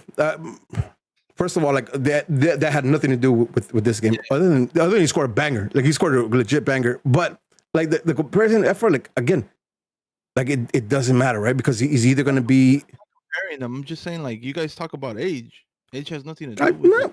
Yeah, it has a lot to do with it. He's 18 years old. Listen, okay. What I'm saying is that he might not be Busio, right? He might not be our DP player in 3-4 years, right? But like, there's no reason to cut him off right now, or ship him away. Like, oh, this is make or break. Like that's what I'm arguing. Not the fact that he's 18, he should be doing more, whatever, or however you want to see it. Expectations for him, because the expectations that everyone's branding him is they're branding him as this wonder kid. But who is? Exactly. Who's branding him that way? Next things. No. Hold on. Right? Galaxy fans, right? Yeah. No, everyone as a whole. No, everyone. I don't think so. Pundits, everyone, even Mexico, they're doing it. Even that's why they're having this whole beef about who's going to take. Listen. So everyone is. So they see something in him, right? Obviously that we don't see from him because he hasn't shown in the games, but they see him a lot more often than we do. We're getting off. But question to Masa: what's your most ideal situation for the Galaxy to do the effort for the season? So, make money. Make but make money off of a player. But you're making. But so to your logic, you're making money off of a player that's not great. So what money are we gonna make? People still think that he's great. He's still a product, so he's worth something. And then people are gonna realize that he's not worth that much, and he's not gonna be as great as what people think he is. And then guess what? You're stuck with another Daniel Stairs. That costs us nothing. That costs us nothing. It costs us absolutely nothing because he's a homegrown player. When he was scoring all these goals and these bangers. Difference though. There's a big difference there. There's a big difference there, right? Because it costs us nothing to keep him on the team. Absolutely nothing. He's a homegrown player. It doesn't cost us salary, so it costs us nothing there. Big difference. All right, let's bring it back to this game. Busio's goal, like, can I just say, like, that's a banger. And that's where you placed it, and what he did with it, right? Because he's going away from goal with defenders on his back and on his side. No look shot, and he places there. Come on, man. I saw it and I said, yeah, you're gonna be standing for that one when referring to Bond, because you don't expect that the kid's not even looking at goal and he places where he places it. Big goal on him. I can't be mad at that goal. You know what I mean? It's crazy too, because it was like he had like less than a second to take that shot. It wasn't like, oh, we didn't close him down. It was just he knew where the goal was at. Yeah. Again, and I say that to say this, right? That's what it took to break down the Galaxy defense officially, right? That's what it took to score a goal in the Galaxy. Can't be mad at that because that's a banger, right? That happens in any team that gets televised on NBC or on ESPN, and you're seeing highlights of that, right? Because that's a banger, guys. So for as shaky at points that we saw defense, that's what it took for KC to break down our defense and score a goal on us. You can't be mad at it. I could fall in love with Bond though. Like I'm falling in love with Bond because he's making some blocks that are ridiculous. Like they're right after. I'm gonna call you Octo Rudy from now on. Octo Rudy? Yeah. I don't get the reference. You guys don't follow James Bond movies. Octomom? Octopussy? Oh. Come on, you guys. Okay. You guys. Yeah, no. All right. Yeah, James yeah. Bond You're alone. I don't know if am I the only James Bond guy here. Okay. Probably. I don't know that. There's a shot in the first half, like early on. Well, I don't even think it's a shot. It's a cross. It was a cross. Yeah. It's a cross. It's a cross. It goes across him. It goes across the second pole, which I think he still has a lot to do. And the way he covers that space and that length, I like that a lot, man. Like he uses his. Have you ever seen like a big keeper who can't use his body to his limits? Like he doesn't know how to stretch all the way. This guy, like his wingspan is ridiculous, and he uses every inch of it. And I like that a lot. Like I'm calling it right now, dog. I'm calling it right now. Easily 15 points because of Bond, dog. Easily 15 points. I'm calling it right now. I think he makes. You know what I was talking about Klinsmann? I wouldn't argue that one bit. You remember when I was talking about Klinsmann? I'm with you on that one, Rudy. You know, I was arguing about Klinsmann, like he needs to make those blocks. Like Bond is showing that he will make those blocks. He'll make those blocks on shots that if they score on you, you'd be like, okay, that's they scored on you, right?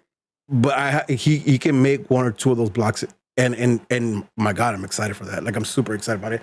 Big up for me on that kid. And then I'll turn it. Actually, first half. Anything else? Can we talk about Klinsmann? Not Klinsmann. Sasha.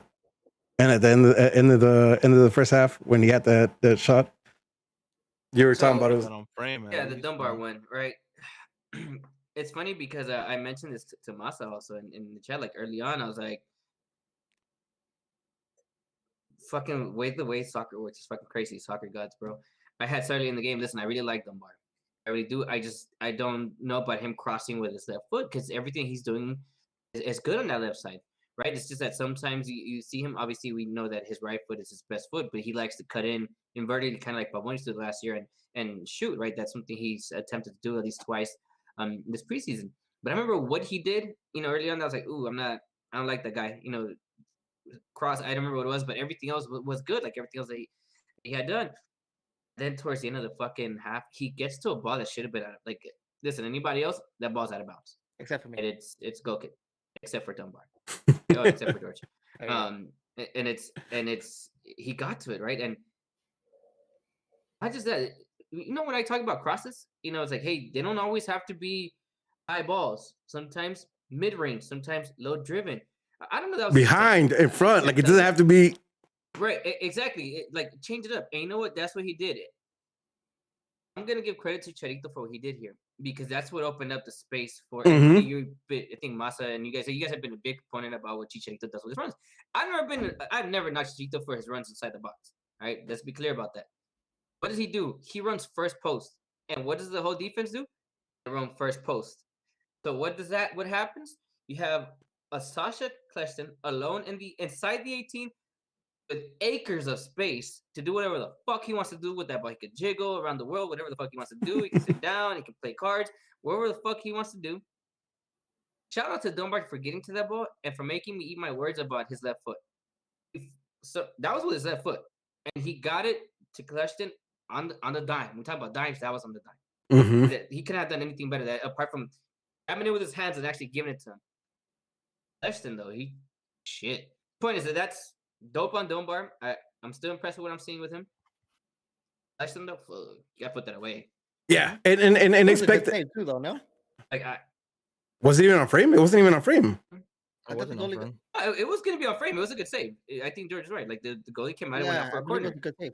But you had all the time in the world to. In my opinion, I don't obviously not. No. I think you're right though. I think you're right. Like again. KC tried and couldn't do it. We had opportunities and we fucked them up. Like it wasn't like KC did something miracle to save some of these, right? It didn't go through a couple players' legs and then the crossbar and then out. Like it was, he had time, and you expect a player of Sasha's quality to fucking put that, really challenge it and put that in the back of the net. I'm not even gonna say like put it on frame. Put it in the back of the net. My guy, you're not. Yeah, you're not Koreniak, you're not Dunbar, you're not Aguirre, you're not cheap. Oh yeah, that's him. I'm not asking you to fucking put that shit top ends. I'm not asking you to do that. I can go.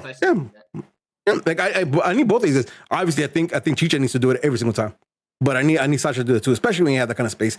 So I agree with that. I 100% agree with that. One last thing I'll say about the first half. I like something Villafana was doing.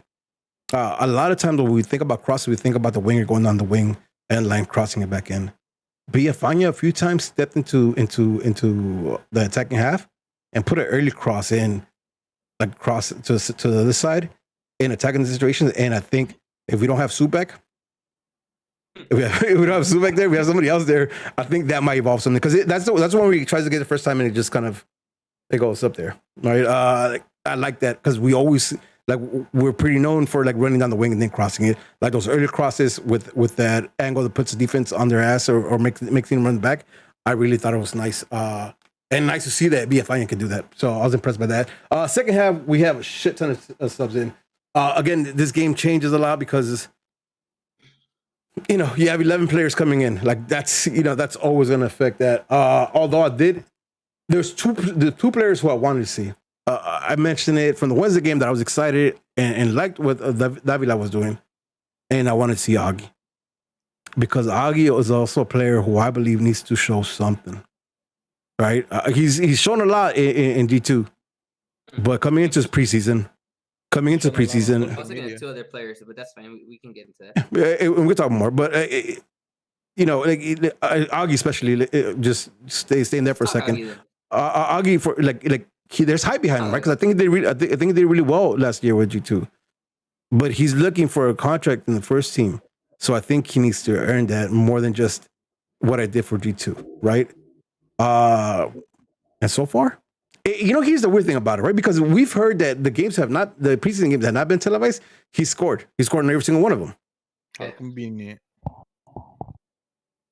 Yeah, but my guy, the second half, he comes in.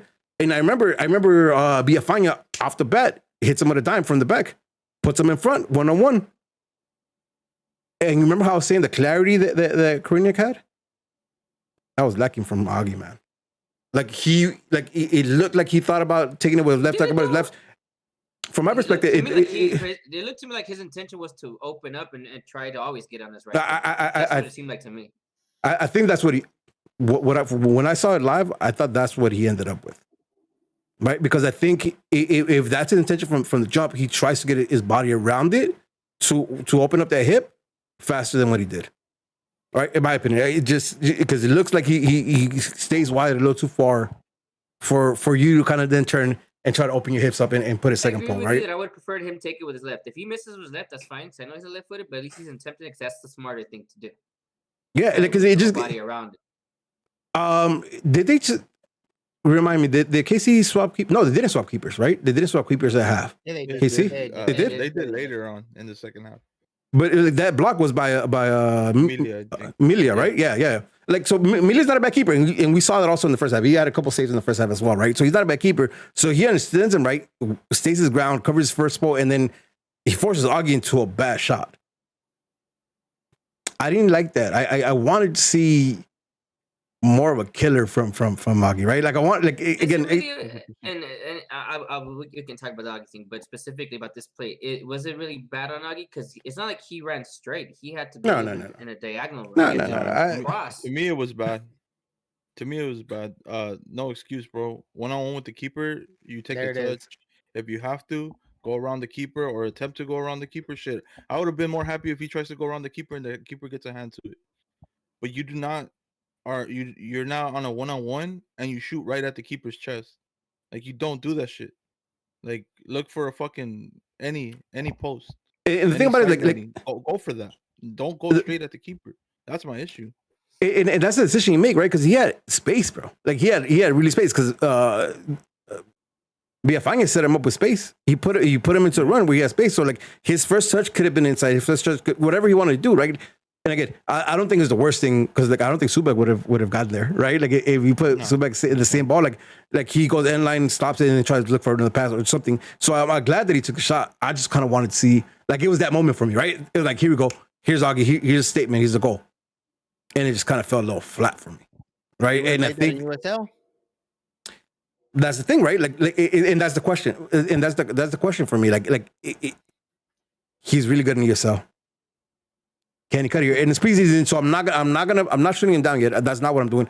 Or what I am saying though is like I want to see more. I want to see more of a killer, right? From Augie. And I thought that play specifically was that moment where someone who's been I want to see it. This is someone that's been on. I think he's doing better. He did a better social media push than he did on the first kick that he did. He got people behind him. He has a campaign for people going for him to sign him to the first team. We were asking for him. And your first shot on goal that you get is this. Listen, I didn't give him shit the first 2 games when they played because Rudy was on here and I agreed.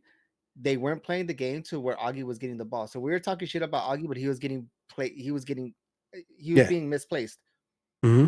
This is where you strive at. This is where the G2 highlights come in. This is what everybody was saying. Yeah. This is what we're gonna get. You're getting this in preseason. You're not on a national televised game. You're not playing. You're not playing any. You're playing somewhere where that killer instinct should be a little bit more easier to get than when you're in front of the limelight. Listen, 2 opportunities.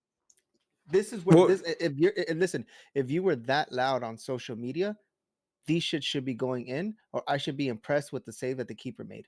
And at this point, you gave it straight to his chest. We're only talking about one shot right here. Well, let me ask a question though, right? Because actually, here I'm gonna say something. You guys tell me what you guys think of that, right? I think him not finishing that first one fucked up the rest of his game, because then he was just trying to do too much the rest of the game, in my opinion. Like it just seemed like he had more chances the rest of the game too. And if that's our strike, one other legit chance. He had 2 other chances. The header, you call it a legit chance? No, he was yes. I think the header was him trying to do too much. But then I could also agree 100%. But then I could also say that because of those misses and the way that you reacted, because it was visible that he was angry and he was frustrated, a lot of the ball was being played around him. There was times where it was on one of the fouls that we got outside of the box. That's a simple touch to Augie. If instead of carrying that ball, and I forgot who carried that ball into the box, right outside the box, it's a simple laid off to Augie. Well, but if you see what's there was a play, and I don't remember who was crossing it, but it was developing out on the left hand side, and he makes the right run. He runs inside and tries to look for the early cross second pole, but at one point in his run, he kind of like steps. And then when the time he tries to get back into a run, like the cross comes in and he's nowhere to be found. So that's why I was thinking like that he got in his head, because he was just trying to do too much, right? Like I think if he scores that goal, I think he just plays a little more comfortably. Yeah, he comfortable and he's and I think that's what messed him up. So I don't want to, like, I'm not in the boat of like Augie's a bust, because I don't think that's true. I just think at the settle here. Let me ask something from the chat, because I think this is interesting, right? Glenn one end says, Tilfall had time. The entire team is having a goal drought. Do you believe anyone in this current squad would have put that away? Yes. Yes. I tell you one person right now who put it away. Perez. No, Perez puts it away. Like for the team, from the players that we have right now. Like this kid is the killer instinct. Truth, bro. Yeah, the killer instinct, the hunger. Like Perez is showing it, man. Like Perez is showing it right now. Right, so in my opinion, and again, maybe I would like to see Dunbar on that one-on-one. He'll take the shot. I think he goes around the keep. I think Dunbar can go around the keep. Yeah. What are you gonna say, Angel? George, Massa, Rudy, 100%. You guys are spot on. This is where my thing is, right? And I don't think you guys are canceling, so, but 100% I agree with you in that sense. I think he got in his head, yes, definitely. But man, my thing, and it's not necessarily because of Augie, it's more so the Zubak thing. At this point, how much of a difference is there between a Zubak and an Augie being Chicharito's backup? Because that's essentially what these two guys are playing for. Chicharito's backup. And quite frankly, unless we're going to play with a 4-4-2, which by all accounts, the fact that we're getting, Victor Valdez, right? That's not really the intention, at least, right? Otherwise, why are you bringing Victor Vasquez, right? Plus, we look at the style that Greg Vanney has played now 3-4 games in a row. We didn't see a single game, so 3 games in a row now. It's been essentially the same type of formation. You see a lot of the same type of instinct. I mean, instincts, the same type of philosophy. You're seeing it. Zubak's playing on the wing, right? So it's pretty fucking clear that Zubak is here to be Chicharito's backup. So Augie's essentially also pushing to be in the first team, to be Chicharito's backup. This is where my issue is, and it's not because I want Augie and I'm saying he's a true thing, he's a future. I don't know. Maybe. I don't know. I can't speak to that yet. Did he do well in USL? Absolutely. Absolutely. So did McBean, so did Zubak, and whoever the fuck came before that.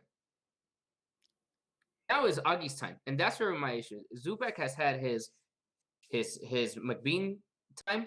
It's time to let go of Zubak and let Augie be that guy. He's the younger one. Well, I don't know if he's younger, but he's a quote unquote the new guy, right? The new guy coming from the USL squad. Sure. And he's supposed to be the future, and that's where my issue is. It's not because I'm saying Augie in and Augie forever and ever. Like, no, it's more so because Zubak has to go now. There's no point keeping him. Let Augie be that guy already, to be the backup. Otherwise, why are you wasting this guy here? And that argument is fine. The argument is fine, but there's contracts, right? And I mean, you carry him because I don't think there's any other team that's going to come in and say, "Hey, I want Zubak," right? Like, there's not people knocking the door for Zubak. So, like, you have to carry that contract. But I think you're right. I think you might potentially be right, but I think if I'm Greg Vanney, which I'm not, resemblance and all that, but I'm not. You want him to earn that, right? You want him to say, "Okay, yeah, you're the guy," right? And you have to show something. And again, look, it sounds like he scored goals in every game that has not been televised, right? Like or streamed. That's what it sounds like, because that means that's what we heard. So maybe there's more to it. Again, I'm not. It's preseason, so I'm not taking this as like who this is who Augie is. I'm also saying that like he needs to do more. And because you mentioned the Greg Vanney thing, right? We are not Greg Vanney, but Greg Vanney sees them in practice. And where's the one variable where there's a difference, right? Is when Zubak is playing, where's he playing? How many times he's played as forward, as a main center forward, as a striker? Once. Yeah. Has he really? Yeah. Wednesday. Okay. He was captain. Mm-hmm. No, wasn't he also? No, you're right, because Kariniak was. You're right. Mm-hmm. Oh, in the second. Okay, that's fine. But every time that Augie comes in, who's he coming in for? He's coming in for Chicharito, whoever the actual striker is, and where he's going as a center forward, as the striker. That to me, it's a bit indicative that, hey, maybe Zubak, maybe Vanney does listen to the podcast, and he does listen to me, right? Because otherwise, Zubak would be the guy I was always coming in for Chicharito. Right? And you're gonna let Kariniak play every single game, not every single game, but start on one wing and done by the other wing, as opposed to Zubak. Or do you guys not think so? At this point, I don't know. I don't want either of them to be the backup as of now. You're not showing me anything. Zubak's already frustrating me. I feel better with Augie being there just because of what happened in USL, but you're not showing me much either, especially coming from someone who is not really with the youth. And I'm saying youth, but Augie's not a youth. Augie's 24, 20 something like that. 24, I think. 24, something like that. So we're talking about age of something. Then that changes a lot. I didn't realize he was that. You're 24. Yeah. You're 24. Yeah. There should be a contract there. There should be some first team play anywhere. But the fact is that you're killing it in the USL. You're 24. You might have hit your ceiling already, and it is what it is. But it's not for me to say. But your years are limited, especially when it comes to playing where you're trying to fight for a position, where you're trying to prove something. Your ears are becoming much more limited than what an 18-year-old, 19-year-old Zubak has. Obviously, we've seen a lot more. We have a lot more sample size from a Zubak. But when we're comparing a younger player to someone that's already 23, 24 plus, you're not fighting your case. Hey, man. He's 23, I didn't right? realize he was 23. That's big to me. Also, I'm with George actually. Everything that you said, because I didn't realize he was the same age as Zubak. It's big. Listen, and we're shitting on Efra. Well, I am right on Efra, or not being the guy that everybody's making him out to be. If what George said, if you're flaunting on, give me this first team contract, all this shit, then do it. You got to show it from the get go. You're 23 already, my man. You're not 18. Even, you know what? Fuck it, Rudy. I'm gonna give you the effort thing, just because he's 18. Whatever. Augie's not 18, bro. He's 20. I didn't realize he was fucking 23. Yeah, and we're not signing him on TAM, and we're not signing him from a big club in Europe. We're signing him from USL. From Galaxy 2 in USL, right? So like we're not. Right? Listen, I don't even think so. Be the backup. I don't even think he's gone international. He does. He does. No, he did. So he does. Yeah, he does. All right, but listen. Here's what I'm saying. He listen me out, right? We're signing him to be a backup, right? Like I don't know. I don't know whether like, oh, your time's up. Like, well, he's a backup, right? Like he's a starting striker for USL. He's a backup in MLS. Like he doesn't give those tones that he wants to be. But then a backup. Okay, but then if we have a backup, name me another position where a backup is miles away from what our starter is. Oh, come on. Are you serious? Where? Give me one. No, okay. Right back, left back. We got Fisher O'Neill. Right? Who's Fisher O'Neill? And MLS Cup winner. Okay, yeah, fine, but like obviously, no. I'm saying, all right, anybody in the midfield right now, right? Jonah, and Leggett. Okay. And Sasha, right? Okay. And then who's next? Harvey Vasquez. Okay, and you think there's not a disparaging gap? That's not miles of a Chicha to Augie Williams. Okay, listen, but the same boat, like coming off of what Chicha did last season. But Chicha's still Chicha. You understand that? All right. Again, listen. I'm not necessarily saying that Augie's the GOAT, right? What I'm saying is over dramatization of it, because he is a backup, and we saw one game where he really played out and out striker, and he had a bad game. But we could have a better striker as a backup than to just say he's just a backup. Sign him. That's not the key either. That's not an answer. But I don't think better. Based off of one game. I guess the thing that George really, and this, George, correct me if I'm wrong, is the fact that he's out there yapping on social media and painting this picture. Like, why are you not backing it up when you get your opportunity? Again, man, I don't necessarily see him out yapping like that. Like, I think that's also over dramatization of it, right? Because he was in a pod saying, "Hey, I got some offers." I don't think that means like, "Hey, sign me right now or else I'm leaving." He just had some offers. Like again, like this is we were making more of it than it should be. Is what I'm saying. Because I think he was bad. I think it was bad last game. Little things as the Galaxy losing, and he's saying, "I'm ready to step in. I'm ready to do this." Yeah, because he was feeling himself. Listen, and that's why I think it affected him so much because like TDM just hit it. It all makes sense. You know what? This is Zubek.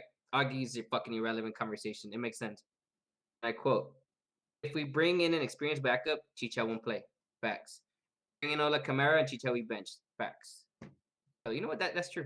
I don't think it's true. I don't think it's true at all. I think it's true. I don't think it's true at all. But, difference of opinions. All right. Let's wrap this game up. A couple players. We just actually talked about him. Harvey played this game. Yep. Mm-hmm. He didn't do much, and I'm okay with it because he did everything he needed to do as CDM, in my opinion. Right, like he was a nuance in the midfield, like where you couldn't just get a pass through him. He put body on when he needed to. He made the right fouls when he needed to. Like he wasn't flashy. He made simple passes, and I think at CDM, when your team's when your team's what it is, like I think he did well. Like, so I'm not upset with Harvey. I don't think he did much to say, hey, I'm the starter, and he definitely didn't do anything wrong to say I don't deserve to be this team. My opinion. Can I talk about Davila though? Can I talk about Davila because I'm excited for this kid? But he's not even that kid. He's also 22. So never mind. I won't talk about it because he's too old for it. He's too old for it. Go work at it somewhere else because you can't play soccer anymore. No, but Davila is impressive to me because I'm not used to seeing guys who are that tall have that much composure on the ball and can ping a pass like that, right? Usually when I see a taller midfield, it's more of an enforcer, more of a breakup guy. But this guy is really creative, and I really like him. I think G2 guy, right? Like, because he's not. I don't think he's with senior roster, but he's G2 guy. I just wasn't aware of him. Crickets. Listen, you're talking about G2. The only way that I know about G2 is if you're online trying to talk and have a G1 a first team spot. You know what? Well, G2 he wasn't. They've been playing so much better. Yeah, for sure. This is how I know about some of the guys that we talked about, which I've had the fucking love for Perez now for a while. You know what, Rudy? Maybe I'm just not as excited for Davila as you are. Same. I see. Interesting. I see the things that you're saying. I'm just more hyped over Saldana, bro, and Me too. He's nice. That's where I get that it's Davila had that nice, cute little turn and all that shit, but No, I just don't think he was. To me, he wasn't impactful. No, I don't think he was impactful at least not to the degree. You know what? Saldana just stood out to me a lot more than Davila did. Saldana, to me, if we talk about excited, we'll just watch G2 games just for him next year, guaranteed. Just to watch Saldana, because my man's is making a case to be in the main squad as backup to whomever the fuck is going to be playing creative. Because not only is he doing the simple things, calm, composed, the center midfield role, he's also dropping dimes. Like he's, bro. I only see. And listen, I'm not saying he's world class, but he's world class, bro. With his dimes, his crosses, they're all on point. I know it's legit, but right now I'm actually being a little serious. I can't think of one single long cross or dime that he's put that he's missed. They've all been spot on. The switches, yes, his ideas, rotate the ball, like everything that he's doing is simple, but it's spot on, bro. And I think I'm in love. And that's what tripped me out right now, right? Because everything you're talking about Cuevas? Yeah, that's what we're talking about, right? What are we talking about? Danya, bro. All right, whatever. Who are we talking about? Danya, yeah. That's exactly why I like this kid Davila, right? I get the turn. The turn was nice or whatever, but where he plays, the position he plays, and in his touch and his vision is what I really like about this kid, right? This kid like. You're talking about dimes. That's exactly why I like him. This kid, not only is it like the through ball, but it's also the cross and it's also the composure. Like again, I'm not saying like my guy's better than your guy. That's not what I'm saying. But I'm saying like I'll say my guy's better than your guy. That's the fuck I'm saying. You know, okay, whatever. For me is I seen Saldana do it constantly for 3 games, and I've only seen Davila stand out in this last one. Well, I think we're missing it. I think we're. I'm not saying it's a bad thing, but I mean, we'll talk after Wednesday and Saturday. You know, I want to see more. I'm making an effort really for both guys, Drac and Davila, if they play, because I expect some of Wednesday's game, tomorrow's game. No, sorry, Wednesday's game. Wednesday. I expect some of the guys to be coming back. Hopefully they play. And if that's the case, I promise you, I will make an effort to watch Drac and to watch Davila. And I mean, if I can even watch these games again, I don't know. It's fair. It's fair because I didn't realize it was Davila until later because they don't have names on the kits, right? And I don't know who number 34 is, right? Like off the bat. Like I'm sorry, I just don't know who that is. So it's fair. I'm not saying like, oh, how come you can't spot him?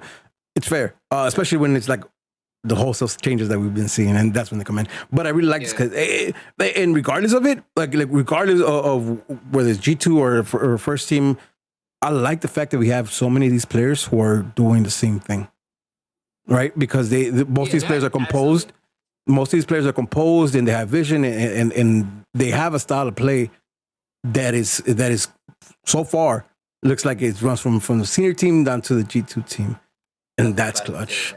And that's yes, you hit that, and that has to be Greg Vanny doing, because if there's one thing that he is definitely doing right now, even let's say out of 11 of the kids that are playing right now, only one stays with the team, right? Only one stays with the team. Just for the conversation, at least these guys already have a philosophy and that theory and how they're gonna go out there and play. Hey, they were able to do it with the main squad.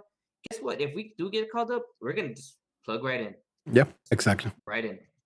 It's crazy, huh? When players get plugged into the main squad and they actually do pretty good. It's pretty good, huh? Let's It's trash, huh? So I obviously was well known that I'm the optimist. The optimist was group. I'm the one that buys into Kool-Aid and all that.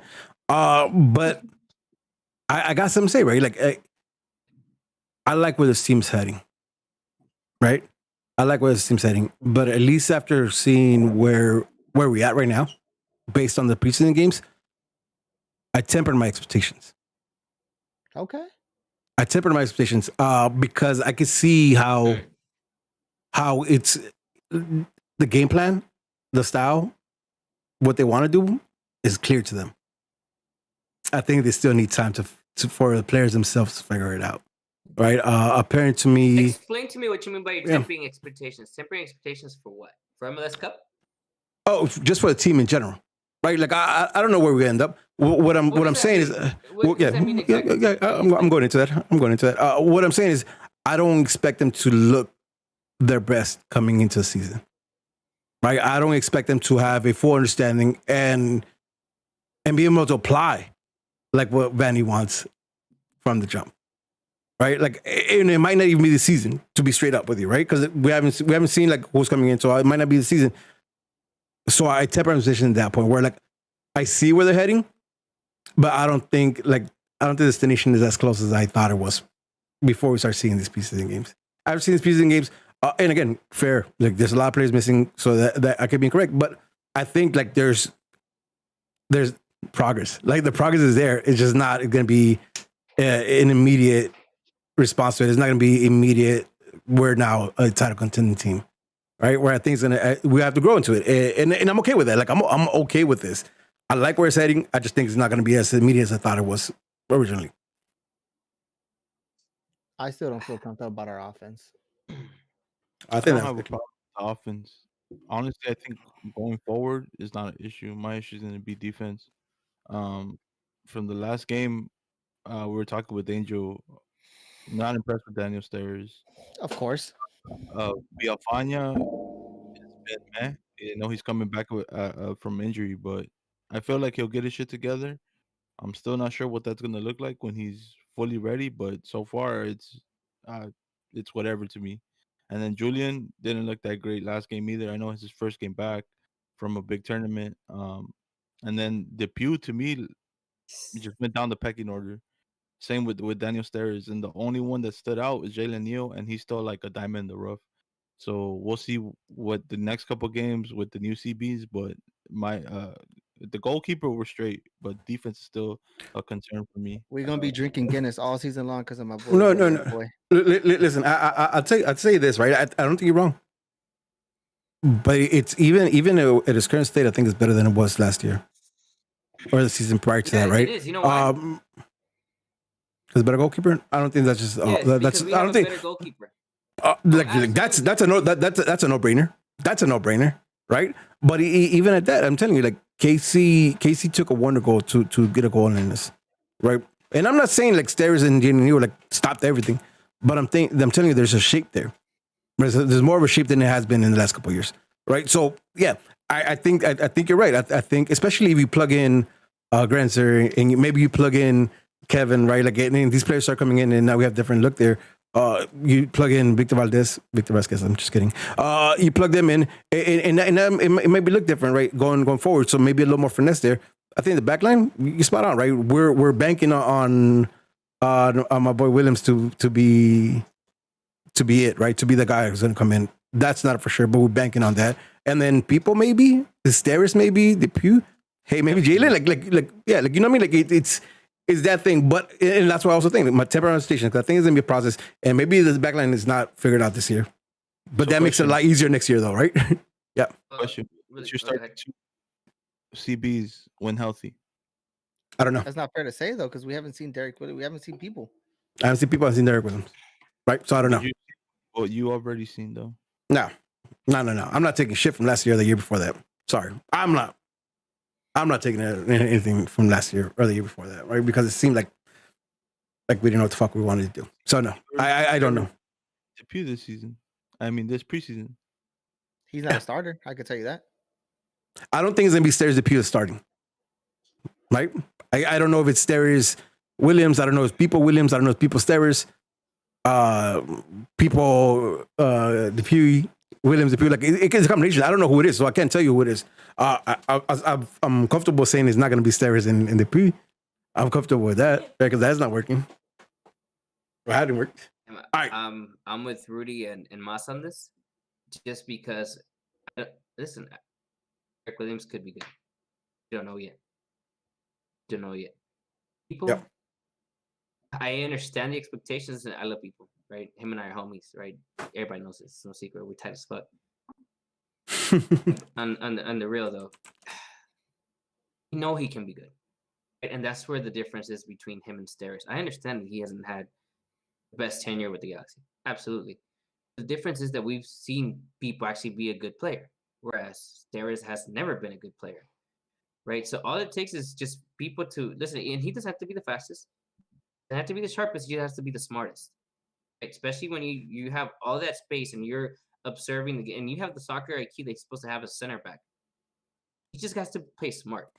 If he can play smart people, and with that IQ that he's supposed to have and that experience that he's supposed to have, he can just be 75% of what he used to be. That's already an upgrade of what he has been. And if Derek Williams ends up being this stud muffin that Greg Vanny thinks he is, listen, I'd be lying if I said I'd watch him. I've never seen him before. I don't know shit about him apart from the highlights. Right? I watched Ireland play before, and I can tell you I don't remember him watching him. I don't remember. So I'm with you guys. Jonathan Bond has already done everything, not everything, but he's done enough to at least be like, yo, there's an upgrade in goalkeeping. Even with Klinsmann, there's an upgrade as opposed to David Bingham. Right? I have with you guys in the offense and and everything you guys said about the offense. It's so that what's our center back pairing going to be? I mean, someone mentioned earlier in the chat, do we spend DP money on center back? It's got me wondering right now. I can tell you that it has me wondering right now because we don't have a guarantee or an absolute what's. Yeah.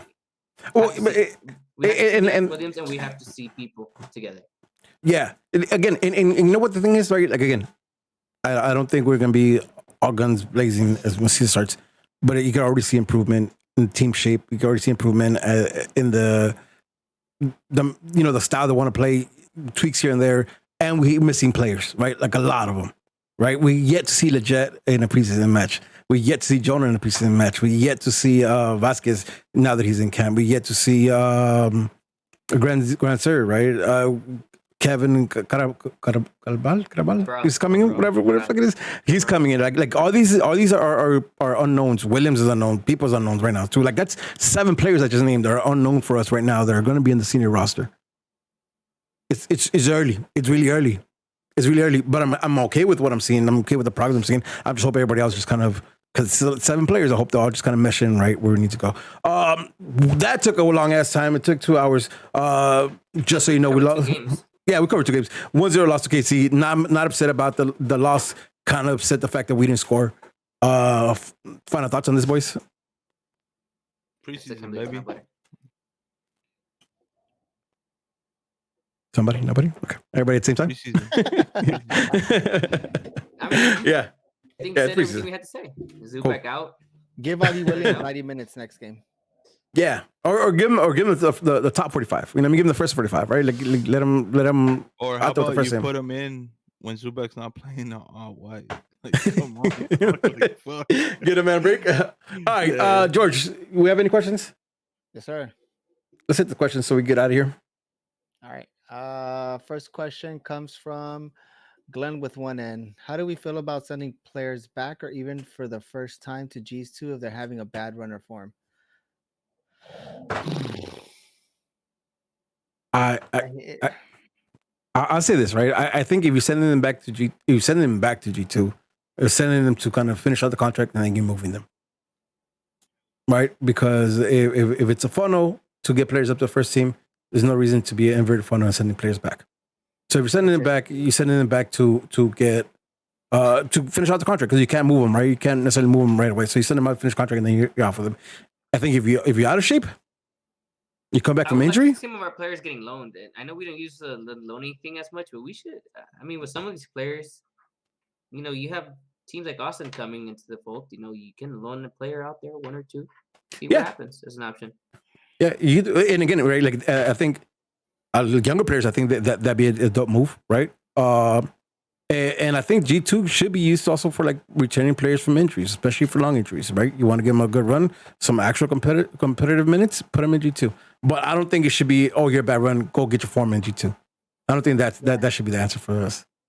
To me, when it comes from G2 moving up to G1 and going back to G2, I feel that we just need to make smart choices before signing them, and then having that mentality of, well, they're going to be a backup. It is what it is, and then eventually they're on a contract and doesn't cost as much, but they still have to send us back. That kind of took us away from actually going out and finding a backup that might not be so expensive, but is an okay backup. But then that's a double-edged sword because then we have the contract that we have to run out. So I see both sides of it. No. Masa?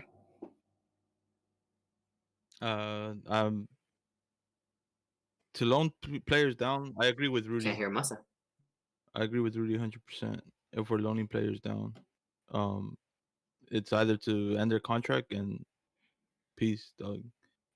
Unless it's like some of these, it has to be done before the season starts. Like I'm loaning you down, then we're sending you down to get more minutes. Obviously, you're not necessarily ready. But if it's like something like mid-season, like hey, you got to go back to G2, unless it's someone that's coming in from the outside, then it's a signing and we need space, then maybe. But this shouldn't be happening. It's a step backwards, not forward. Like Drag is somebody who I would not mind seeing get set down to G2, right? Because I was telling Angel that, like, I'm thinking he's a G2 player because he's good. He needs some finessing. He needs some time, and he's not getting it with the first team, right? Send him off second team and finesse some more. That's what I would like. Angel, got anything else to wrap it up? It's not coming through my end, so I don't know what the hell he said. He. How you gonna answer when he said your audio's not coming through? he pretty much, yeah. You're hearing the pod. You're hearing the pod. You're hearing the pod. You're hearing the pod. All right. Next question. Chris says, rate Augustine Williams. Has he shown enough to make it to the first team? Yeah, we just talked about him for like 10 minutes. 0. Absolutely not. But I'm also taking a sample size of a combined 45 minutes. Maybe more. With chances, though, it's really been only 45. My opinion. Yeah, but then there's going to be games where he's not even involved into the game and he has to do something to play the ball around him. Yeah, I agree. Timmy says, why couldn't we put away our chances on Saturday? Because Augie Williams is a striker. Because Augie sucks. Chicha is a striker too. Because Sasha couldn't put it in. Well, we knew that though. But Sasha? That's like, come on, like it just didn't want to go in for us, which is unfortunate. All right. Ant had a question about people and where he's been, but it got answered as well that he has a bone contusion. So hopefully we get to see him sometime soon. I think they should be ready for this week, no? Yeah, I think that's the update for last week.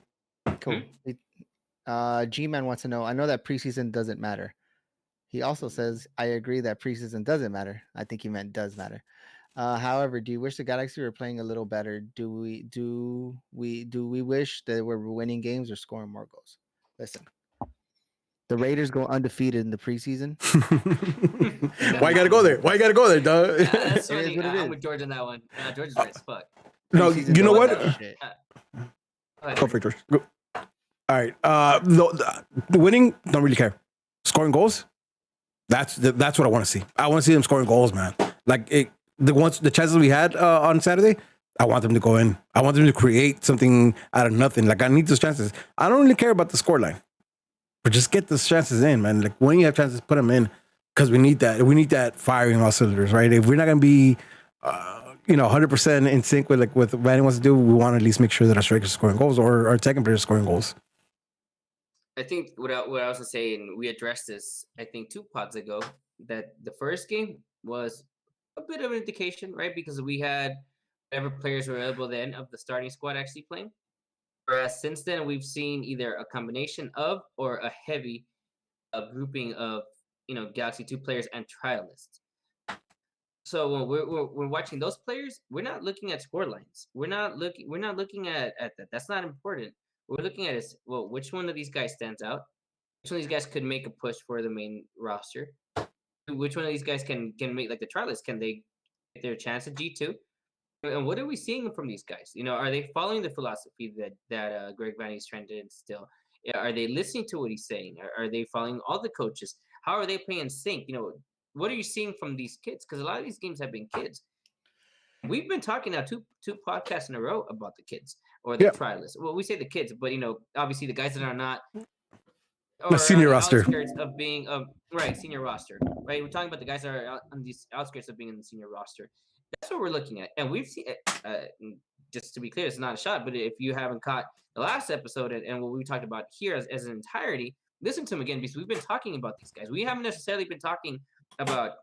Yes, we've talked about Chicharito, about his movement in the box, and looks like he's been on Herbalife. Right? But we haven't been talking about Leggett. We haven't been talking about Jonathan. We haven't been talking about. Actually, we have talked about Jonathan Bond, so that's good there. But we haven't talked about our what we think might be our two CBs. We haven't really talked about Victor Vasquez, and we've talked about them, but not actually on the field. Even Villafania and Araujo, we can talk about, but what have we really seen from Villafania and Araujo? Not much, because they really haven't played enough, right? So those guys, I think, from this week as of Wednesday moving forward, I think is a better indication. But even then, temper what you see, because you're going to see Grandsir for the first time. You're going to see Cabral at some point for the first time with this team. So even that, once they start playing, like Rudy said, that's why I think I agreed with your temper expectations from the first few games of the regular season, because it's going to take time for all these guys to really adjust and become a cohesive unit. Well, you know what? It just kind of emphasize what you were saying. Like, I'm not mad at being excited about these young kids, though. Right? I'm not mad at that. Like, I'm genuinely excited.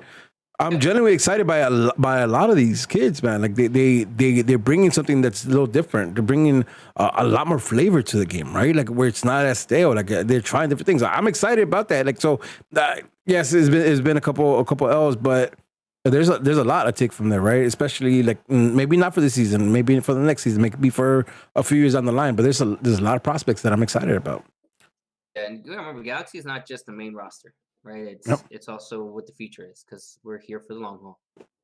All right. Last question comes from Danger. So far, the team is incomplete. Several players injured, and combined with international duty, it will be hard to field a consistent lineup all season. Vanney is big on chemistry and continuity. How will this affect us? Is it just a building year / development year? Is it though? Because I mean, okay, fine. What players are actually going to be gone this summer? The next players, probably Jonah and the Jet. Gold Cup. Efra, just say Efra too. Right, Jonathan, Efra, but we're not losing much. Efra going Jonathan, anyway. And potentially Efra. So Masa said Efra, Leggett, and Jonah. That's what we're looking at. Okay. So that's just three. Listen, I understand. People. Key pieces. People. Maybe. But I generally think that other teams may lose more in those time periods than we will. Oh, but going back to the question, like the one thing we've seen, like it doesn't matter who's been playing, is that they're all attacking the ball the same way. They're all trying to defend the same way. They're all trying to do similar things to what the other players are doing, right? Like I know each player has their individual takes and the way they play, but they're all trying to strive for the same thing, which is what we want to see, right? Which is why when those three players go out, the next three players that plug in, maybe not the same skill set, but they will have the same intentions. We'll see less of a fucking of a hurt when that happens, right? Whereas before, like we had players that were doing just their specific thing, so when they were gone, like it hurt, right? Because we no longer have the speedy guy, or we no longer have like the guy's gonna crash the midfield and win the ball back for us. Like I think that's the good thing we see right now is that all these players have the same intention. So as I think George said earlier, like it should be easier to plug and play. All that shit. All right. It's been a long one. I appreciate you guys still here on YouTube. I really, really appreciate you for fucking with us for this long. For all your listeners, I hope you listen to it, even if it's 2, 3 car drives. I appreciate fucking with us. Make sure to follow us on socials. Make sure you follow us on YouTube. Before we cancel this out, I heard you're the dueño of the McDonald's. Oh, that. Have you seen it? That's fucked No? up. Yeah, that's fucked up. Yeah, I didn't like it. Oh, I didn't like it, but that's on me. Oh. I didn't like it, but that's on me. All right. Can I say something? Can I say something? I mean, can I close it out? Can I close it out? Can I close it out? go ahead. All right. Follow us on socials, SFTS96 on Twitter, SFTS_podcast on Instagram, SFTS Straight from the Stands on YouTube. With that being said, it's another episode of Straight from the Stands. I'm Smarts on Twitch, I'm Smarts on Twitter, I'm Smarts on the gram. Jay undefeated 7. 10-piece chicken nuggets. Large. Orange high C. 80th3691 only on Instagram. Goodbye. Peace, love, and G's up. Peace, y'all. Have a great night. Thanks for fucking with us. De más a say bye? I don't know.